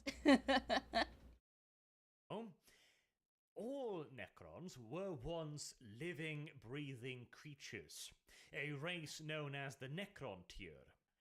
And a rather unfortunate bunch they were, living within a solar system where the local star was de facto poisonous. It was tearing their bodies apart and ravaging them with endless cancers. Even the wealthiest, the ones with the access to the best medical technology available, didn't live long. Within such a society, the quest for immortality became a big thing, and it just so happened that they ran into some entities that promised that they could fulfill the Necrons' wishes of living on forever in immortal, godlike bodies that would know no fear, no pain, and no disease. What these creatures, the Cthans, failed to inform the Necron tier of is that this existence would be, by and large, as mindless mechanical skeletons. Whoopsie. Should have read the fine print, I suppose. But a handful of Necron tier managed to retain their sensibilities, and You know, thinking about it, because you know how even in modern day people talk about immortality and basically uploading your consciousness into a computer? Mm-hmm. Just imagine if like a few thousand years in the future just, oh, well, Necrons are real. Maybe we should have listened to the old text of Warhammer.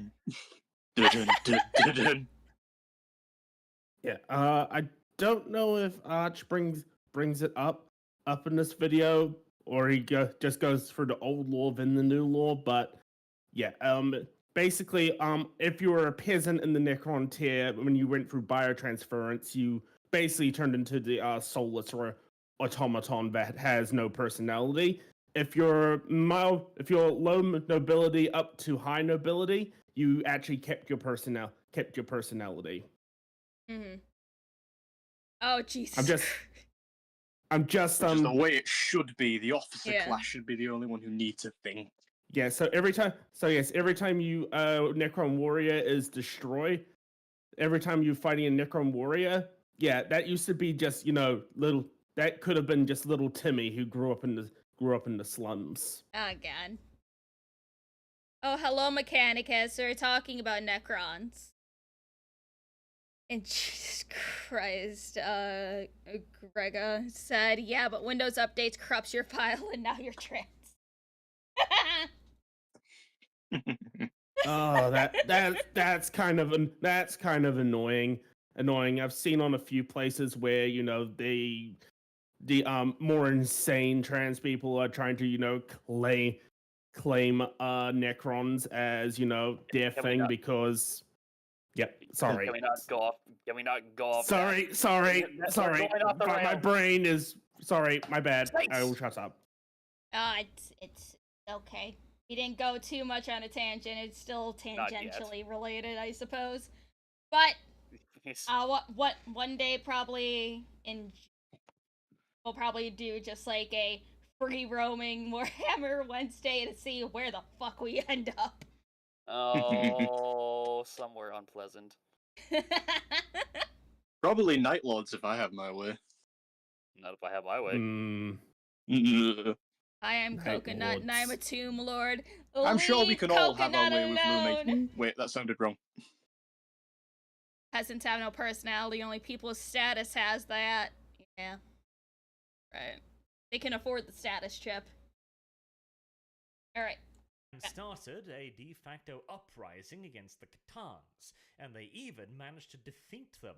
An impressive feat considering the Catans, star vampires, were damn near deities themselves.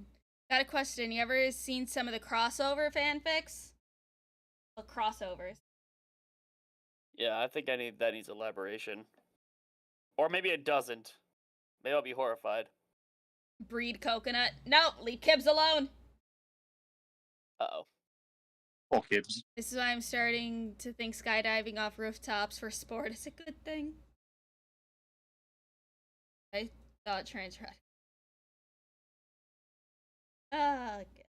you know, maybe finding immortality through becoming automata and everything.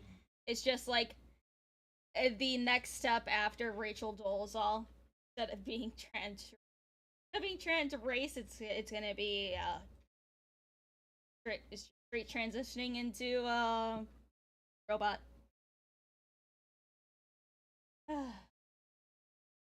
Actually, I don't want to. That's a scary thought. Just chatfish. I love seeing all the chatfish in here. It's fun. I can't wait to see some sea buns. Selves, but the Necron tier did have a fair bit of technology on their side. And this is where we get into a couple of divergent explanations for the flayed ones. Because you see, the Necrons underwent a major rework. The first iteration of the Necrons, with their codex, their troop choices, and their lore, was not very interesting, to put it diplomatically. And so they received a major rework to pretty much every aspect of their existence, down from the fluff to the models to the rules to pretty much everything. And the flayed ones have received more than one, working over themselves, with varying degrees of success. And I actually prefer one of the older iterations.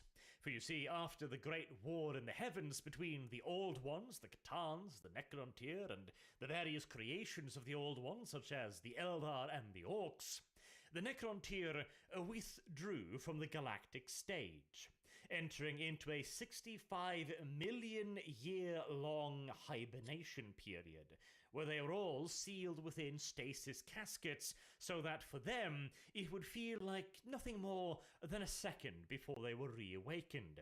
And it would also keep them in perfect condition, as the stasis fields in these vast underground tombs, tended to by armies of automatons, were designed to completely halt the passage of time for anyone within the stasis field. And I know that you know that a but is coming. Yes, indeed. Unfortunately, it would appear as if the stasis fields did not function for everyone. And so some unfortunate bastards were stuck completely awake, and yet also completely frozen and immobile for 65 million years. Fuck that. Yeah, that's likely to do a number on your... Man. That just makes me think of, what's it called?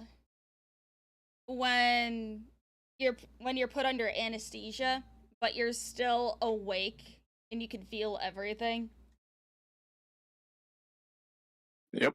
Oh, I forgot And what also, it's the poor called. buggers couldn't even move, so they couldn't even kill themselves during that time either. Yeah. Yeah. There's a fanfic by a fan with too much time has been working, where a certain portion of the Warhammer forces got sucked into the Star Wars universe. Won't spoil it since it's hours long, but certainly bloody Certainly in a bloody good sense. Oh, I see. I've Twilight heard about this. anesthesia. Yeah, that one.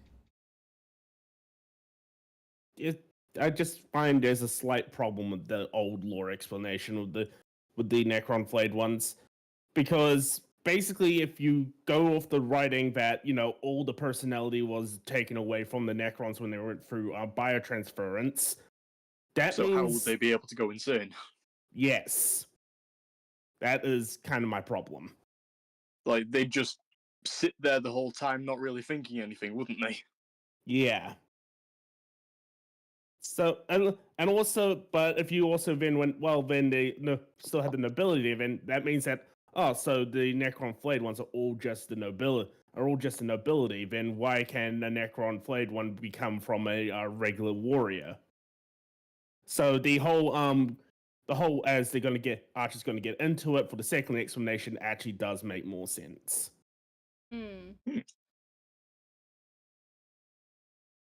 Psyche. How precisely that might lead to flaying and devouring the meat of one's enemies? Well, I admit I'm not entirely sure about that, but you definitely would be cray-cray enough to do it. Another back... Cray-cray. Arch, I know you're listening. Please, never say cray-cray again. Never say yo to me again in, like, BC or text otherwise. That is just fucking cringe. Lumi, you know he's watching.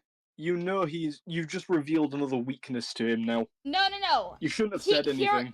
He already knows that that it was so weird that some of the things that he says to me in DMs, he just tries to make hood slang work as a Norwegian, and it's so weird. Man, this is really wickedly whack, yo. Slang too. Yes. Oh, God. Yes, I only keep... No! That is cringe, that is lame, that is gay! And now he will torture you with watching. LumLum, don't give him extra ammo. You already know! But that also But now means you're making the ammo more powerful every single time you complain. But it's a double-edged sword for him, because that means people will clip it if he starts trying to use hood slang as a Norwegian. He'll just embrace it, you know he will. He'll embrace it, but then I have clips, and then I can start sending people, too. But your clips have no power. It's called planting a seed. Ah, I see. You're planting your seed in him? Okay. Yes. Okay, where's my ban button? Because Arch is a bottom. Damn, that shit's wacky. Oh, God. Backstory that they have, which is also kind of cool, is that the original Flayed ones were part of a Necron strike group sent to dispatch one of the Catans. These de facto godlike entities were either destroyed or shattered into slivers and captured by the Necrons and used to power their technology and their weaponry. But in this particular case, the Catan in question, one known as Lelandu Gor the Flayer, he was deemed too dangerous to even attempt to capture, and so the strike force went in with the intent to destroy him right from the very get-go. Something that they did succeed in, but not before he could curse them all with a virus. This virus that is contagious, mind you, causes them to lose all sense of self, all sense of reason, and drives them to flay their enemies and drape themselves in their hides. Quite the specific virus. That one's not bad either. I do like the idea of the curse of a star-devouring vampire forcing them to commit these grisly and illogical actions. Though, the whole virus thing, so, to put it out, this is a contagious disease for the Necrons. If any Necron stays near a flayed one for long enough, although the transmission reason is not clear, they will eventually start becoming a flayed one themselves. Now, this is not the first example of such a virus either. There is also the Necron Destroyers, but their goal is just death for the sake of death. They wish to destroy and kill literally everything in the galaxy. Whereas the Flayed Ones, death is not the goal. The gory giblets is the goal. So hypothetically, I would... And they're just like me for real. Jesus Christ. Yeah. Transmission of the virus is done through contact. Is done through local because technically all the Necrons are networked together to the tomb complex. So yeah, basically it's more of a computer virus than an actual virus. But then again, that goes into then why aren't all the Necrons Flayed Ones, and you just have to, Yeah, that's kind of not how computer viruses work. Yeah, you basically just have to sometimes just go shrug and just go GW writing. Could you imagine if you could just give another PC malware just by putting it next to another PC with malware? That would be fucking nightmare. Oh my. So that's why my computer virus hasn't affected LumLum's computer yet. Yeah. Would suppose that this virus, this curse, is an error in programming, de facto, or an external corruption of their code. Though it is also important to note that the Necron are not just robots in the way that we would think of them. They are far more of a mix of, well, the mechanical and magic, flat out. So it's far from impossible that a curse could affect them. If they have been created partially through magic, then surely warp fuckery can affect them as well. Though still, my favorite is absolutely the 65 million years of complete isolation without the ability to speak or move in the slightest, because, oh my, I mean, you might be able to stay reasonably sane for the first 100, 200 years. That would just merely be hell. But when you realize that you've got another 64,009,600 years to go, oh, that is my brand of horror right there. But there are also more clearly physical changes that the Flayed Ones undergo, rather than merely their somewhat broken psyche. As you may see in some of the artwork, their hands have changed into literal clawed knife-like fingers. That's not standard Necron equipment at all. And in some cases, their lower limbs also change, and there is also mentions of Flayed Ones running around on all four for greater bursts of speed. These transformations are all accomplished by the living metal bodies of the Flayed Ones, the necrodermis, warping itself to better fit the sensibilities and roles of the Flayed One. However, it is also worth pointing out that despite these transformations, the one that the Flayed Ones would like the most, the ability to actually devour their fallen foes, never happens. Which is an interesting little thing, is it not? It's cool and really interesting that all they want to do is just devour the flesh of that they kill. But that's the one thing that they will never be able to obtain, no matter how much they, change their magic metal bodies and shit like that. Which may drive them even more insane. Yeah, it's like, just imagine you're able to change yourself in just about any way you want, but what you want to achieve in terms of, that type of thing is just out of reach. That would drive any. Especially still doesn't stop them from mashing flesh into their face. I've just had a very interesting thought. Oh no. Somebody should do fan art of Lumi as a Flayed One. Yes. Of course. Just casting that little signal flare out to chat right now. Book and get stuff it doing, put art AI art, maybe you could do that one. I have a better one. Lumi's skin draped over a flayed one. Yes. But then Lumi would be dead. Yes. It's okay. Okay. Again, I like gore. I like. It's like, again, before I even became a VTuber, Lumi was my pincushion. I called her my little Good God. pincushion. There's so much gore art of her done, either just completely cut open, hanging in a fish market, diced up, stuff like that. You should make that public. I'm sure we would all love to see it. And Discord immediately nukes the server. Discord can't do shit about DMs, boy. I need to get more Just gore sends it art to of random Lumi. people. I need to get gore art of Lumi, but it's so hard to find gore artists because they're usually chased off the platform by fucking.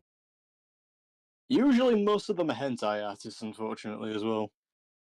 It's like well, I did. Not really, unfortunately, but you know. I did find one really good gore artist. Their commissions are just closed, so I'm just waiting. I'm scratching at the door, like, let me in, please. I want to give you money.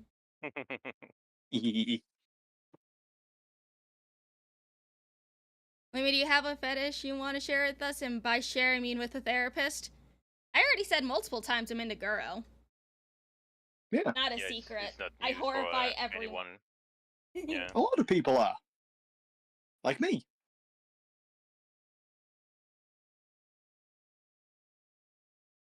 Silence.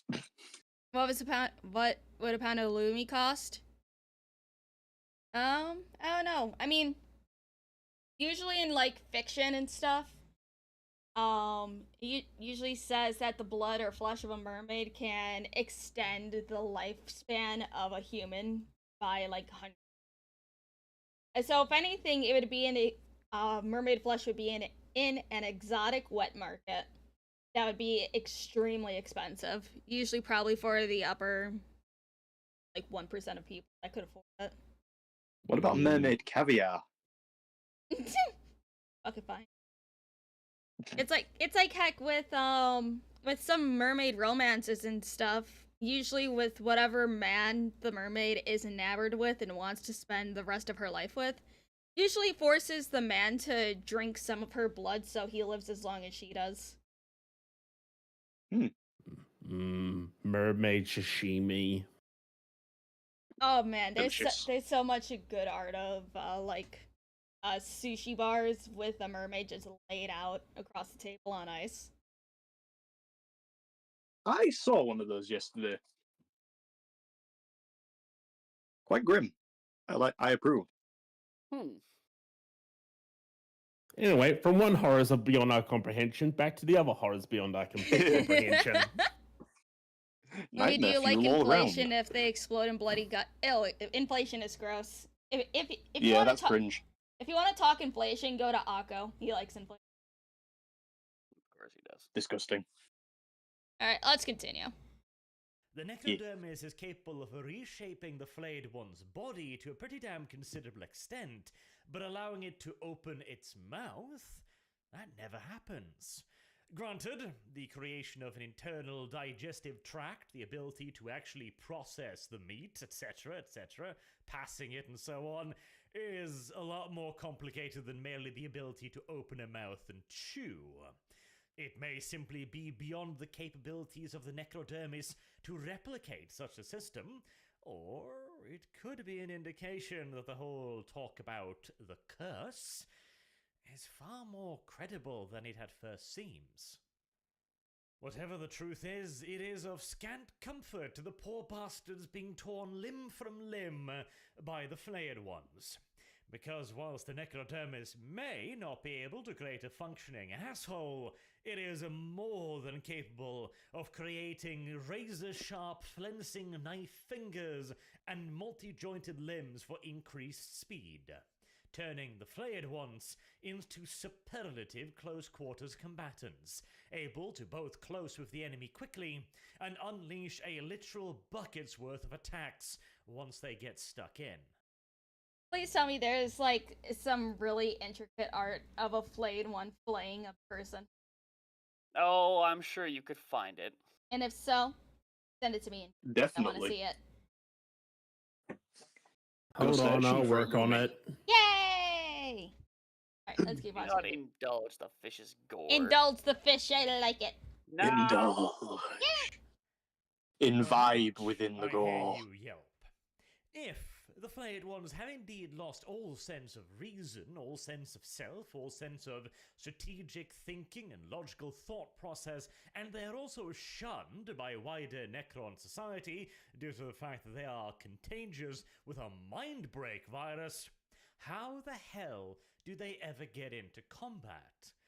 Surely the other Necrons wouldn't bring them along for fear of being infected, bearing in mind that when they're outside of combat, Necron warriors are kept in massive underground storage areas in various tomb worlds, shoulder to shoulder to shoulder. Is not an environment in which you would like to place something infectious. And indeed, no, the other Necron lords do not think well of the flayed ones, and will not include them within their armies. What then about external power structures? Are there flayed ones lords? Well, there is at the very least one we know of, but surely then they would also lose all sense of reason, correct? Well, with the exception of one, at least, that may be correct. We will touch upon this a little bit later, but there is actually a dynasty of flayed ones. And you know, I forget how slow Arch talks sometimes, so I'm gonna put this at like 1.25. Valid. The cold weather in Norway makes him sluggish. And finally, of course, if they do not have more than, as we know of, one dynasty, and other Necrons would never bring them willingly along into combat for fear of their own warriors being infected, and then the infection spreading yet further amongst their ranks, how the hell do they get to the war zones? Well, you see, the flayed ones are actually capable of traveling through dimensions. Yes, they have access to some kind of either localized warp drive, not an impossibility, mind you. There are even natural creatures in the 41st millennium that can travel through the warp without much, if anything, in the way of protection or guidance, so the Necrons being able to do so is not impossible, although the rest of Necron society still looks upon the flayed one's ability to do so and go, what? So it's not some piece of ancient technology or anything. There are also which also implies it's kind of sort of built into them. That's like just sort of in Necron hardware. Oh, that's just funny. But it's like so it's like hearing that like the Necron lordship or higher ups do not want the flayed ones in the army and stuff. I could see why that they would go following Khorne, the soldiers and everything. They have nowhere else to go. No one else understands them except for Khorne armies. Part of me wonders if there actually is some sort of chaos bullshittery going on with them. Possibly, maybe? I don't know. Maybe? I mean, Not sure. It's like... I've never seen any evidence for it, really. Yeah, Because it's usually, fucking indulging too much in killing for killing's sake, for the pleasure of it. Isn't that usually what gets people and creatures turning to Khorne? So I can say... Kind of, but the flayed ones don't really have that. They're just compelled to do it for weird virus reasons. Well, if it's they don't by, exactly if want it's by to do it. nature via virus and stuff, I could see it like Khorne still through various technicalities. But Khorne is also about killing things quickly, not necessarily skinning them alive. Yeah. It eventually kills them. I mean, look, they have different body parts on their fucking bodies. That can describe many, many things in the Warhammer universe. I'm sure someone has probably done an autistic amount of research trying to figure out why do flayed ones follow corn soldiers. Well, it's just the one Chaos Knight.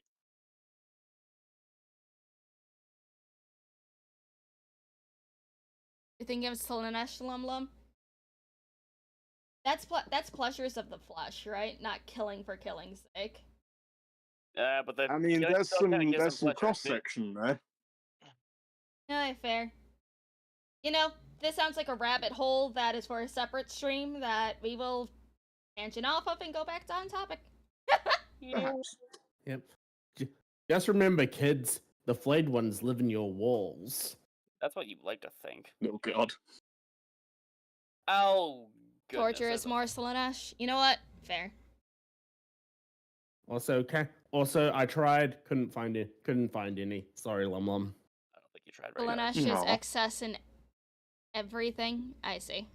It's a chocolate versus peanut butter argument. Yeah. LumLum not getting distracted. Who replaced her? Shut up. Slanesh likes making new holes.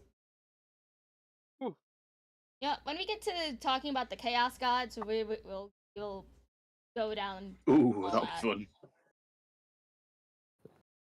Just have the whole day booked out for that. Yeah. That is not the warp. That they live inside some form of pocket dimension, and they only venture forth to join in battles, or, potentially, when the Flayer King demands it. We'll get back to his fleshy majesty in a second, but what then happens when the Flayed Ones actually do appear in a battle zone where the Necrons are operating? Well, the Necrons in question will be making sure to give them a very wide berth. Most Necron Lords will at the very least humour their presence whilst the battle is raging, since they are essentially additional troops that will not reduce his own army to any extent, even if they were to all be butchered. Even if they were to achieve absolutely nothing beyond wasting the enemy's ammunition, that is still a benefit to the Necron leader. However, again, social distancing is most definitively important when it comes to the Flayed Ones, and they will be expected to fuck right the hell off the moment the fighting is over. And if they don't, well, Necron weapons work just as well on other Necrons as they do on Imperial Guardsmen. Though, unfortunately, the Necrons are in this case annoyed by the very same thing that everyone else is, because even if you destroy a Necron warrior, in this case a Flayed one, all that will happen is that the teleportation Homer inside of the wreck will activate and teleport the mangled wreck away, where it will begin to regenerate and repair. All but the most catastrophic of damage will eventually be fixed. And so, voila, the Flayed one will return to haunt both its own kin and their enemies. Okay, so that's horrifying to think about. Oh yeah, Necrons do that, by the way. If they're not completely destroyed, they will eventually self-repair and then come haunt your ass. Yes. Well, yes, Necrons have a tendency of getting back up. Ugh. All the damn time. I'm surprised we haven't gotten to that information yet. Because you were talking more about certain characters. True. I just remembered. I forgot that I could give 10 free memberships away. So, let me do that real quick. You should do that. There we go. I give away memberships. I need to utilize mine. Let's see. Do another 5. There we go. Huzzah. Huzzah. I need to do some more members only stuff outside of like just reading, which I still need to get back to. But it's like I need to binge literally all of your Berserk content. Oh my god, the Berserk content. Ugh. I wish I could reread it for the first time again. But I still have the new volume that I need to read to. Oh yeah, let me start a poll really quick while I have this up. Ooh. Let's see, what next for Warhammer Wednesday? Chaos Gods. Orcs.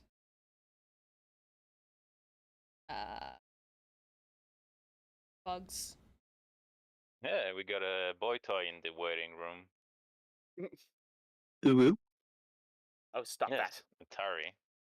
Oh. My I brain's can jump. blanking out. What's the other shit that you guys would want to go autismo over? Let's see here. Well, Because so far I have Chaos Gods, Orcs, Bugs. the Imperial Guard. Oh, I can spag out about that all day. Okay, I love the Imperial Guard. Just for shits and giggles, the Tau. I will go for Well, 5 Tau. hours straight on the Death Core of Krieg alone.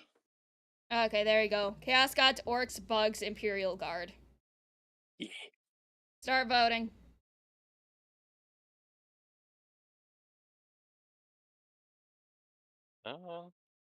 Where did you put it? Into the YouTube. Oh, the chat.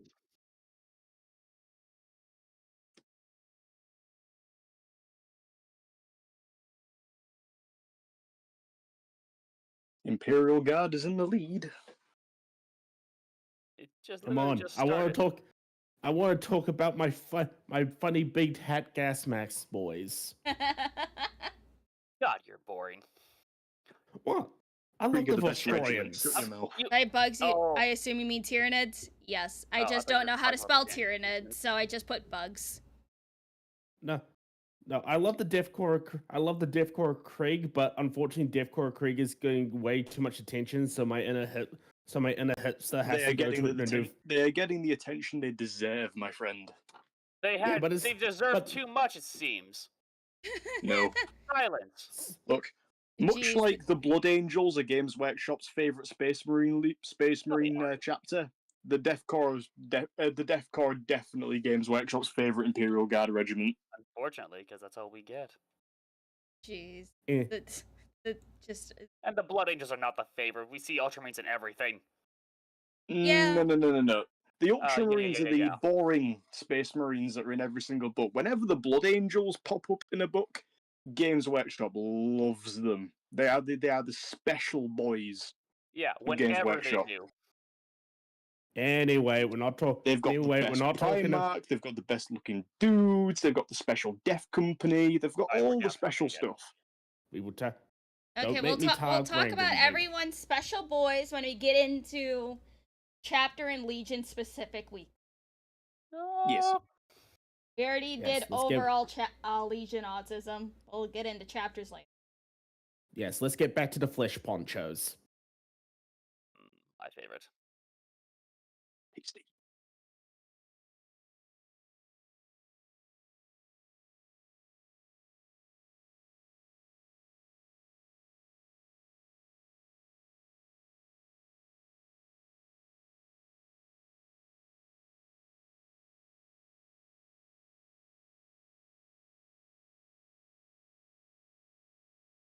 Oh, hold on. Fucking the thing that wasn't going through on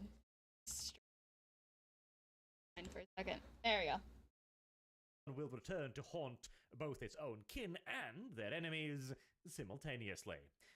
If it were not for this self-repair feature, I am sure that the Necrons, in fear of being yet further infected by a virus that literally destroys their sense of self and turns them into nothing more than bloodthirsty mechanical monsters, would have enacted a very violent and potentially final solution to this particular mechanical virus. Although there is one part of Necron society, quote-unquote society in this particular instance, which actually do tolerate the flayed ones to a fairly considerable degree, and that is, of course, the other Necrons that have been infected with the Destroyer virus. Yes, the Necrons that simply wish to exterminate all life in the galaxy. They look upon the flayed ones and go, well, it's not the most effective way of getting the job done, but there's nothing here that contradicts our goal, so go on, my boy, go on.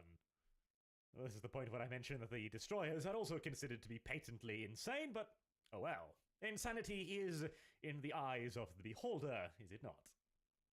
But enough teasing, let us move on to the Flayer Kingdom, shall we, and the Dynasty. Now, the dynasty would be the Maynarch dynasty.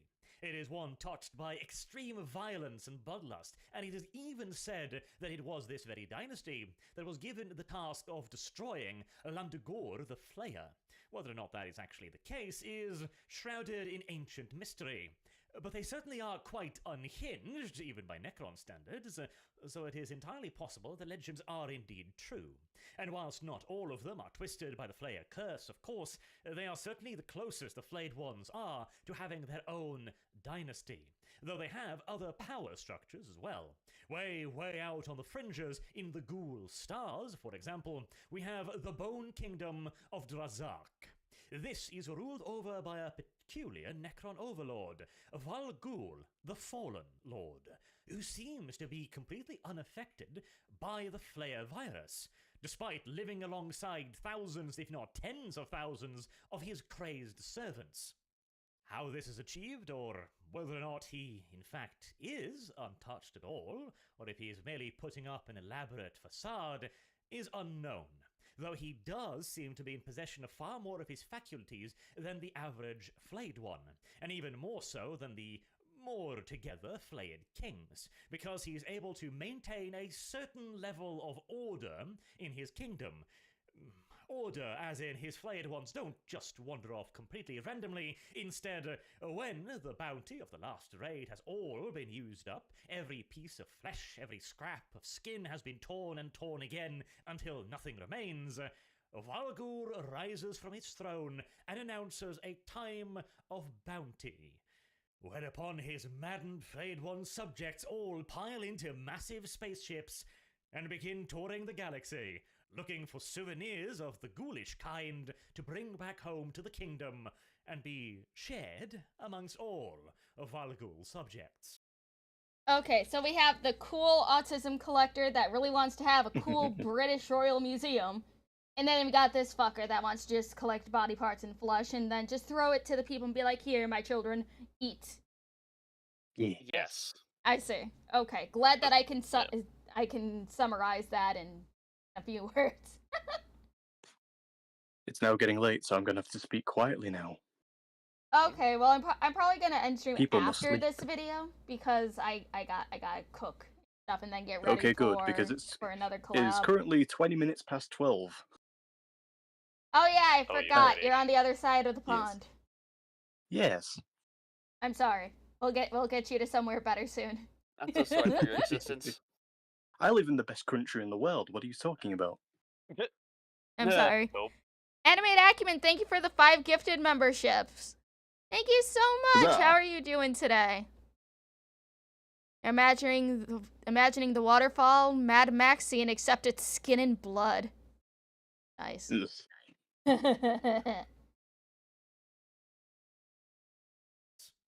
And by shared, I of course mean that the Flayed Ones will fight never-ending civil wars against one another, tearing, ripping, beating, and destroying each other by the thousands, and then repairing and destroying and repairing and destroying until once more every scrap, every piece of flesh, every drop of blood has been fought over and claimed and ripped and torn and destroyed so many times as to leave nothing left. Leaving Sounds the like a good Flayed night Ones out. once more with no other options but to go on yet another sightseeing tour. Now, this too introduces some logistical problems, doesn't it? How do the Flayed Ones operate their spaceships if they are all completely and utterly loco?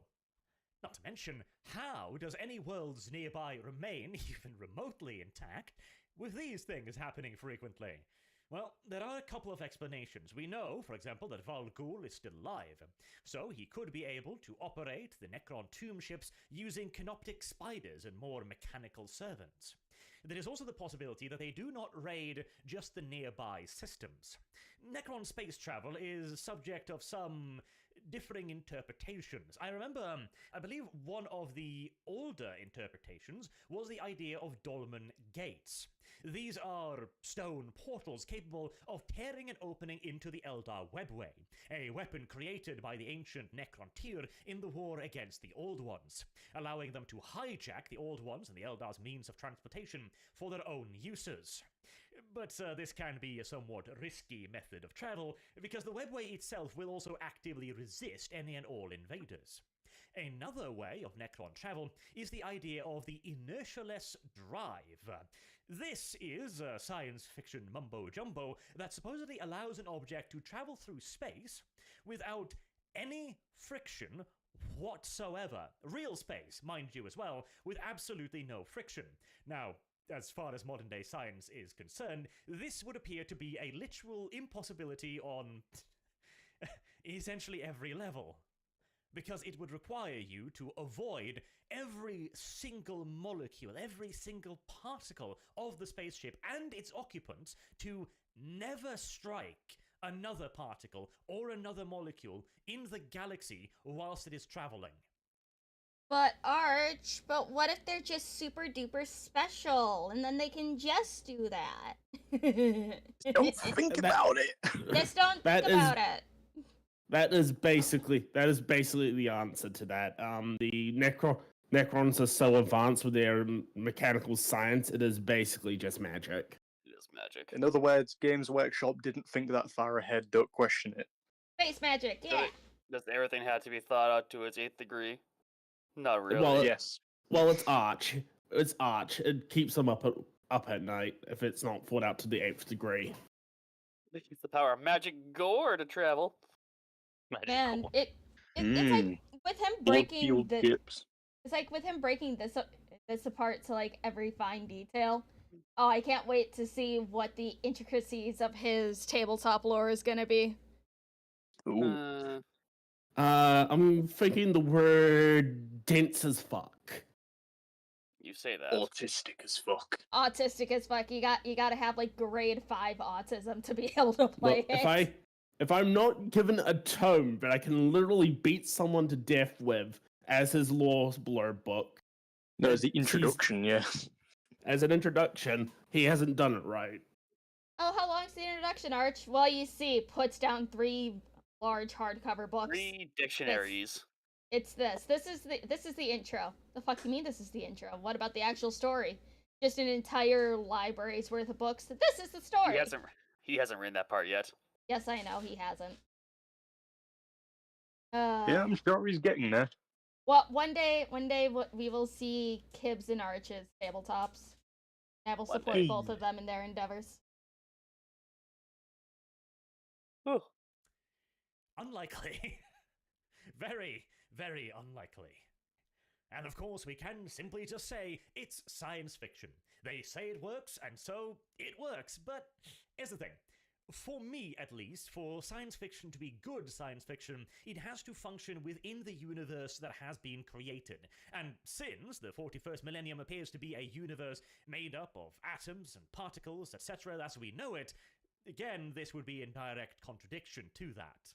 That's why I'm fine with the warp, because the warp, at least as far as we know, don't exist in our world, and therefore they can make up whatever they want surrounding it, as it is literally another dimension.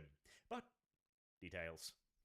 Utilizing either one of these modes of travel, either the Dolmen Gates or the inertialess drive, the Necron fleets of the Flayed One Kingdoms could easily be able to raid far, far, far, far outside of the Ghoul stars, and therefore not run the risk of entirely depopulating the local sector. Now, the Imperium is by and large an uncaring machine, not overly bothered by the problems of individual planets or indeed entire systems on occasion. But I would suppose that continued Flayed Ones raids that happen, we would have to assume every few years, I'd guess. Well, that sounds like a pretty damn good reason to declare the entire area of space surrounding this tomb world as a no-go zone. Or at the very least, one of considerable risk to anyone silly enough to populate it. And hey, to be fair, even then it probably would not be the most dangerous place to live in the 41st millennium. That says more about the setting, though, than the place, I suspect. And with this, I hope you have a bit of a better understanding of the Flayed Ones in the 41st millennium. Until next time, I have been Arch. Thank you all very much. Thank you, Archly. Okay. Yeah. So it looks like the guard. Yes. Probably won that poll. Excellent. And if you guys have any Warhammer YouTubers that you think I could possibly get on that like to talk about the guard, feel free to drop your suggestions. Because I always like meeting new people. I wonder. Not sure. Alright, so next week will be the guard, if Arch isn't pulling me into anything.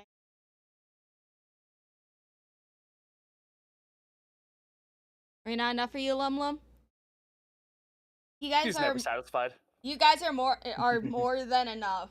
I just like meeting. I'm trying to break out of my own I never want to talk to anybody else. They have to reach out to me type of thing. And so it's me trying to force myself to be social at the same time. Good LumLum. Hey. LumLum, before we go, can I seek in a self promotion for myself, please? Oh my god. Yes, I will be the stick kid. Promotion for what? I wanna be self-promo. Ooh woo.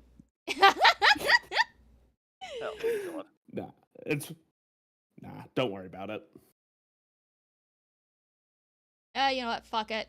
Promo yourself.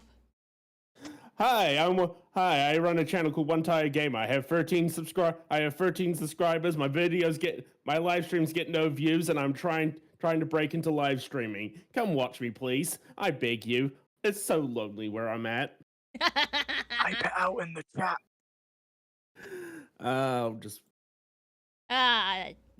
There we go. There's my link. There's You a know link what? in chat. I love it. Alright. But that will be enough for me today. Currently playing Dark Souls. It is. Is there a It link is in getting chat? I don't late. see it.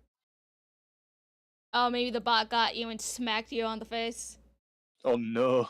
Just put Maybe. your channel name in there instead. Lumi, how can you watch this guy? He's that fascist with a hard-on for Starship Troopers. Can't trust this guy. Oh, man. Arch is just a shilly little guy. Alright, but that is enough for me. It's getting hot in my apartment. I want to move. I don't want to sit in my chair anymore, and I need to make dinner. Wait a minute, Lumi, I have a question. What? When are we finally going to sit down and watch Sharp in your server? Next Friday. Yay! Just remind me, Good, otherwise good. I will forget. I will definitely remind you. Alright, let me see who is live over on the YouTube side that I can raid out to. Here.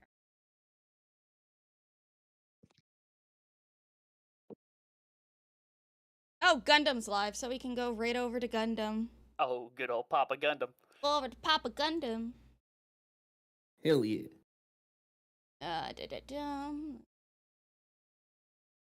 This one, redirect to Gundam. Everyone go say hi to Papa Gundam and be nice. And then for Twitch, who is live right now that I can raid to?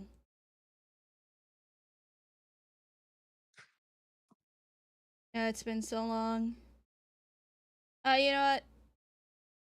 We'll go over to Mizu. Mizu? Yep. Alright, everybody. Misu Su? Mizu Shamari, the femboy. Good night, everybody. Thank you for joining it, and I will see you guys tomorrow.